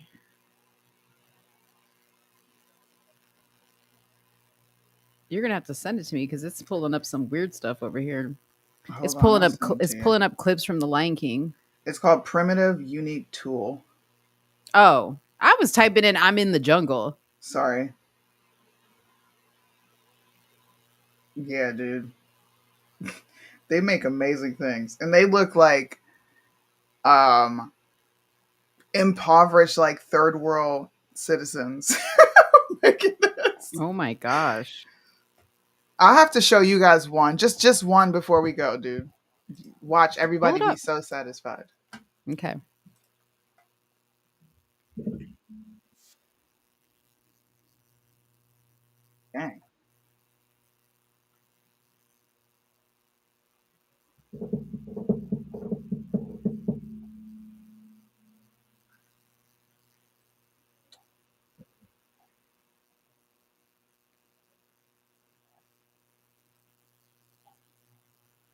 We're just waiting for Suni to pull up the mud huts. Sorry. Do a cooking show when we get together. And it would be me sitting there watching her cook because I'm spoiled like that, all right? When I go home, I don't cook. I'm going to your house to eat. Underground water slide? Look at this picture. We're not the plan? Yeah.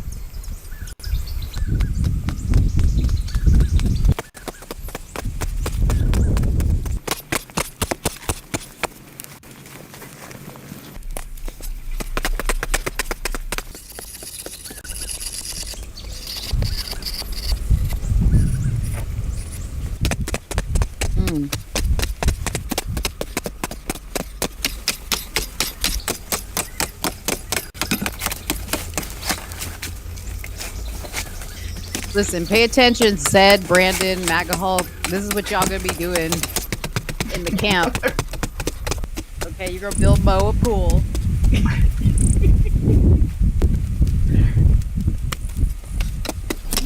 Gosh, amazing.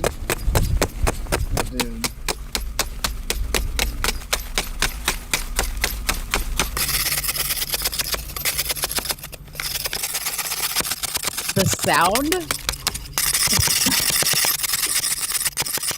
I know. I like the sound too.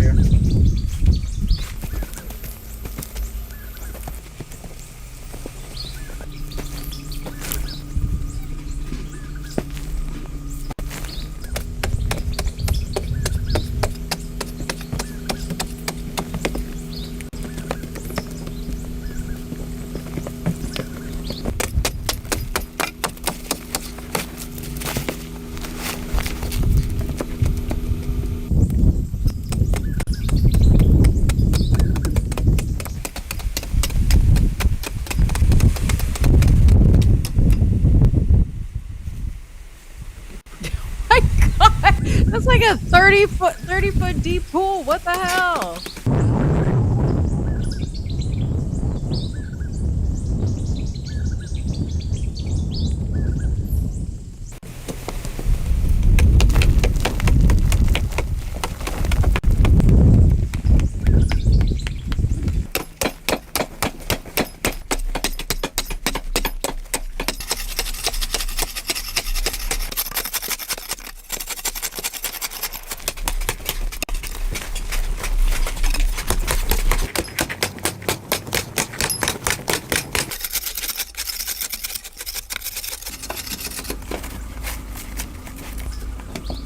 Stop.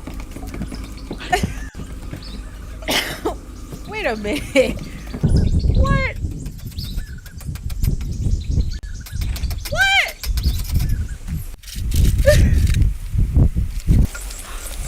Yo, how did we get...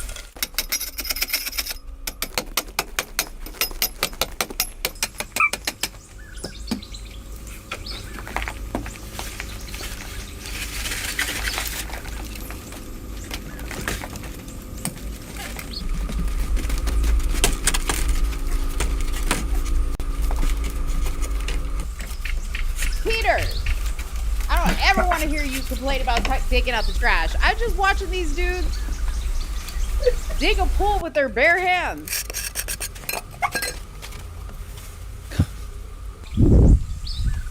Listen, no more complaining.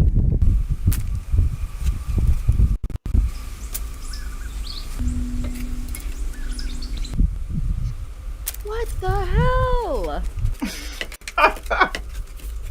How is this possible?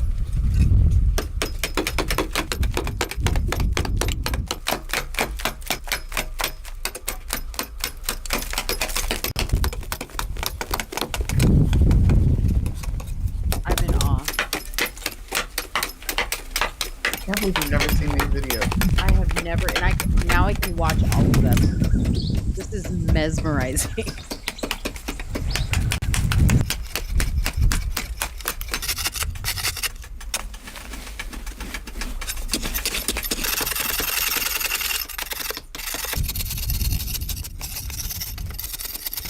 How long does this take?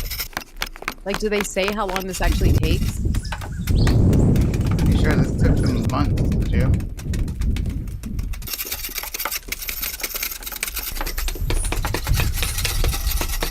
He said, I want to do this.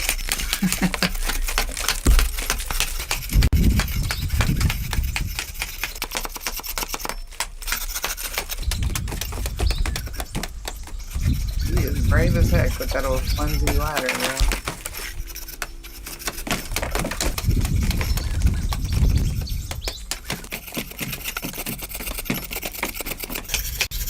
He looks scrawny as heck, too. Like the perfection. I don't see no measuring tools. Like they're doing this by eyesight.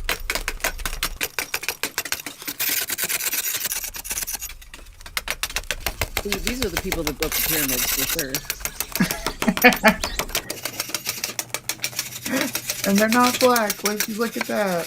What'd you look at? Yeah, because listen, find me the channel. Oh my lord. This is crazy.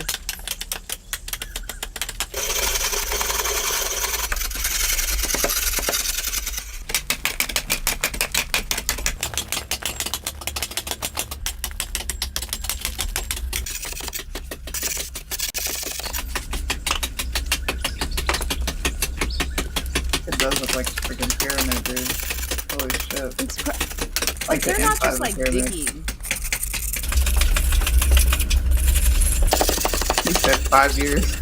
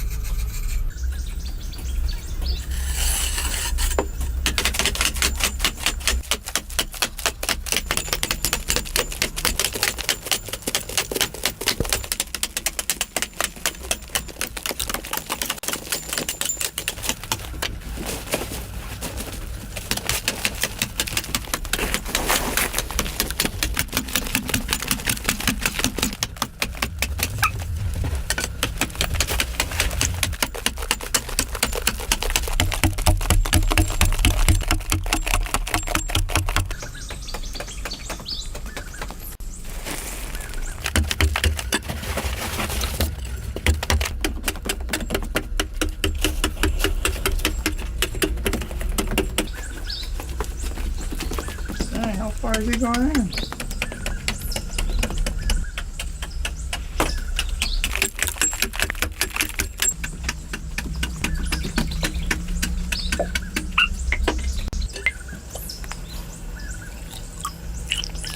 Finally, they drink some water. Damn.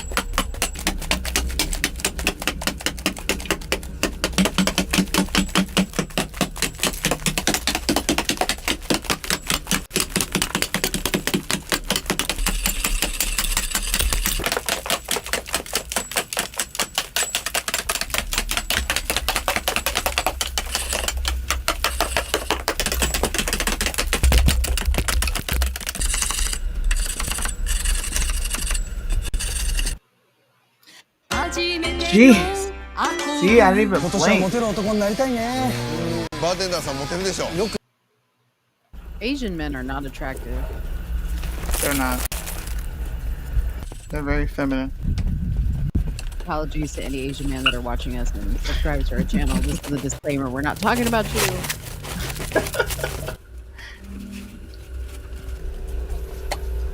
Here's my thing. Like, they could be building like a basic pool with just straight walls. Like Yeah. they're going all out. Yeah, dude. Like this is what it looks like when you don't have video games, TV, computer. You ain't got Yeah, nothing that's else to true, do. too. But it's like, you know what I mean? Like when you don't have a welfare system, this is what it looks like.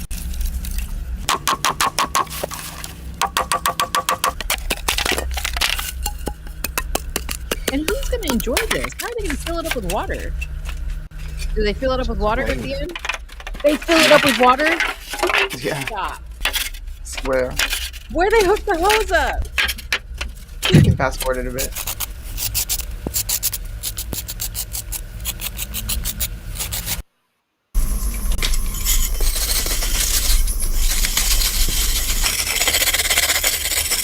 Oh, they're even working at night.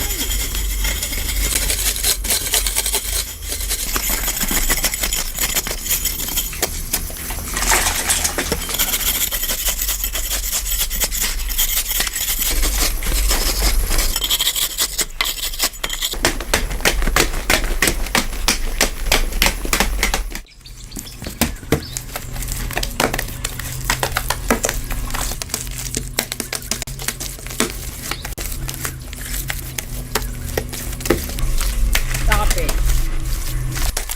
With the hands.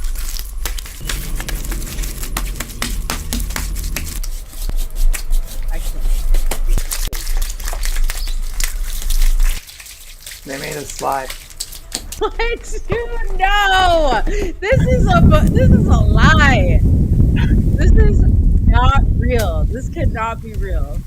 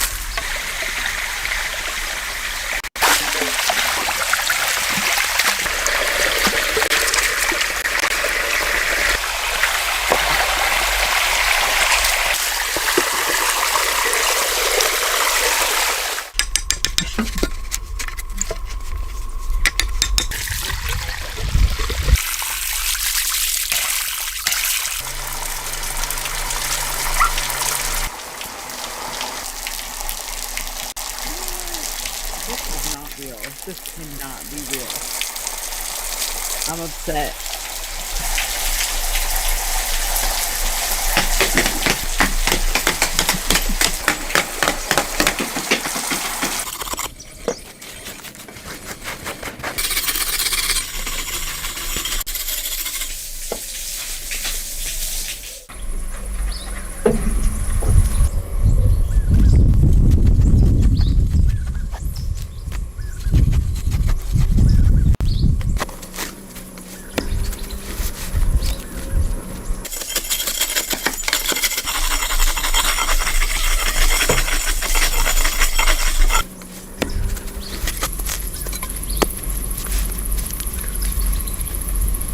Wait, what?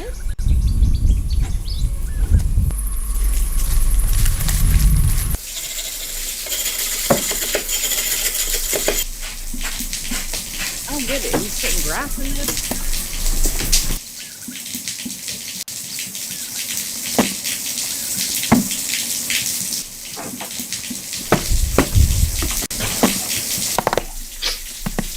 What's going on here? Why is he putting grass?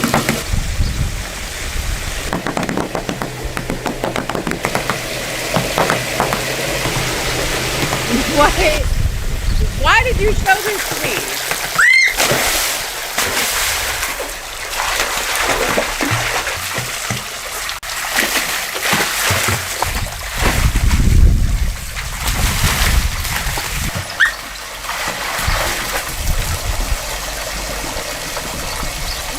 That's water slide.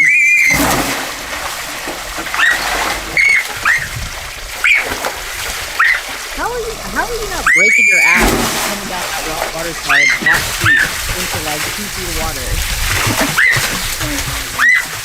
Oh no! I think we just blew Mo's mind. I have so many questions. See, this is what's gonna happen right now.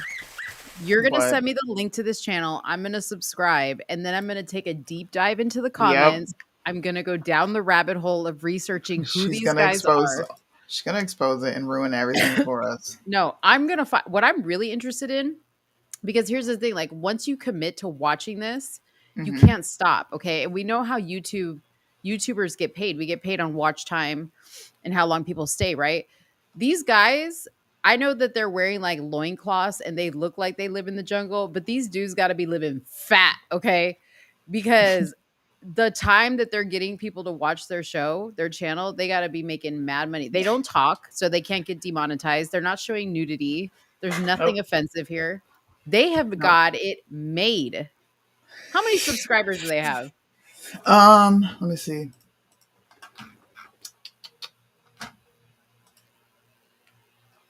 6 million. 6.06 million. And this video was uploaded 10 months ago and it got 4.5 million views on it. Listen, I guarantee you those dudes get out of that hole in the ground that they just dug and hop into Bentleys and drive to where's this Oh, for at? sure. Yeah, these guys are rich. They have to be. Thanks a lot, Suni. Thanks a lot. Now I'm gonna be obsessed with this. Hey, you guys just go support, right? Go subscribe. Just because I like this channel. Also, if you want another channel, like real rap, look at this, bro. Jungle survival. Bruh. I love Foresty Forest, dude. If you don't know who this is, you are missing out on life. This guy is a van dweller and he hikes summits and he Oh. documents it all, right? And he does a cooking portion within his van with this a pressure cooker, and sometimes he uses a what's the other one where you can put a pot roast in it? A crock pot. Oh, uh-huh. He been making pizzas and shit in it, bro. That sounds good. I love Foresty Forest. Subscribe. A pot roast sounds so good right now. That food that's in my kitchen sounds so good right now. Dude, I'm You don't even hungry. understand. That was a good show. That was a good ending to a show. I Was. will say though, the sounds of things like digging, it made my teeth hurt. Like my fillings were like tingling. Did I do that to you? No, why are you so extra? You mean No, make because your teeth hurt? I was like envisioning like being at the dentist, and I don't like the dentist, and I was like imagining them like it was the sounds. No. I just have to watch it like on a very low volume. But it is mesmerizing and it made me ready for bed. Although I can't go to bed because my son's at an after party right now and I have to be awake. He's gonna. Fun fact. You guys want to hear a fun story? Of the first time Kyle did something bad, because Was that a he's prom? like, I corrupted Kyle. FYI, he didn't go home after our prom. And his parents were looking for him all night. He's with you. His parents were looking for him all night, and he was sleeping over my house. Now, granted, we weren't allowed to sleep together. All right, I had to sleep on the couch, and then my mom gave them an air mattress and made them a kind of a bed on the ground. But it was so funny when his mom pulled up. I noticed she was probably mortified. Like, She who is pulled up this? at your house? Yeah, because they were looking for him all night, Oh shit. and his phone was dead, so nobody. Oh my Dude. god! Hopefully, Evan doesn't do that to you. But No, he's that's what at my a husband did. he's at a house party, but like it's not like I think the parents are there or something like that. I don't know. I mean, listen, my prom night, I was at a hotel doing things I should not have done. Yeah, no, I didn't do that on prom night. I'm just keeping it real. My prom night was very mild. I didn't even drink. Oh, I didn't do anything. was drunk before prom even started. We had our prom at the Panther Stadium, so it was like a different. Mm. No, I didn't drink anything. We had Damn, ours. Such a square. We had ours at Hotel del Coronado, which, if you guys are Marilyn Monroe fans, That it's where sounds they like a filmed. ratchet time. No, it's where they filmed the movie Some Like It Hot with Marilyn Monroe and Tony Curtis. Very famous movie. in California, Coronado. That's where we had our prom. Haunted. Haunted. Mm-hmm. Huh. Yeah. Well, guys, we will see you Tuesday at 9 p.m. for our second addition to the week. And then Yes. Fridays, hopefully more parents reach out to us and discuss what's happening in their local school board meetings. I Buy want our to merch. talk to the opposing people of this whole CRT thing in Yeah. Temecula, because there's a lot of black people just unnecessarily attacking me, coming left and right. If you go look at my comment section on Instagram, Mm-hmm. they told me I was shucking and jiving for Fight Pastor back, Pastor. Tim. And I'm like, so you're calling me a coon? Like, what are you talking about? Why don't you just talk to me? Like, Yeah. I'm gonna see if we can get them on. Maybe But you're nice. Maybe you can get them to come on.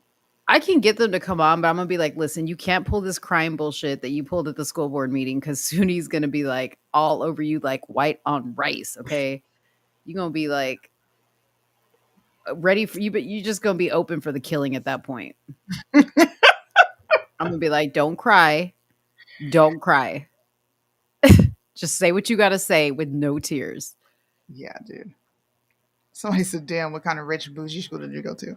Bro, I lived in the hood and went to a nice school. Like, I was just in their district. I went to Myers Park High School. Who's Jet Smollett? Get Jet Smollett to come on. Who's that? I don't know who that is. Or is she talking about Pastor Brian? Oh no, there's no talking to that dude. Yeah. He's afraid. We're like the plague. By the way, the lady that we had on last week that we invited her son to come on, we also invited her and her liberal girlfriends to come on. Totally And they left. chickened out. Yeah, they left me and Suni on red. Didn't answer any of our questions. We know she met Pastor Brian that weekend at the event, and I'm sure Pastor Brian said, don't talk to them. They're white supremacists. Suni's a coon. Oh, Jen Reeves. She blocked me. I mean, but if Mo reaches out, no, she blocked me too. She doesn't want to have a fair and unbiased conversation. They want people who are just going to hop on board and believe their story and not question any of it. And that's usually how you tell when people are lying. When you won't even talk to the opposing side to have a constructive dialogue while sitting there lying and virtue signaling, saying, I just want education to be fair. No, you don't. Yeah. No, you don't. And this is what's funny. So Brandy, her name is Brandy Cocoa. She's one of Jen Reeves's little friends. And she went on Instagram and she was just like, these conservatives, that attack Jen and like vandalize her car. These, what do they call us? The Christian nationalists. She's like, why don't you guys, why don't you just talk to us? Like, why do you have to get like violent? That's what she said, right? So I sent her a message and I said, hey, since you offered the, invitation, we happen to have a show. Come and talk to us. Not a word. Exactly. See, they do all that for show to sound like they're badasses and they're willing to confront us, but they're not. You're not. Quit faking. Fake ass bakers. Anyways. Yeah. We had a fun show tonight, guys. Tune in. I'm going to be live on Instagram for a bit to talk about the whole Mike Todd situation. Thank you, Holly, for sending me that response. I will look at that as well and get some like fire tacos. Yay. Thank you guys. Have a good night. Love you.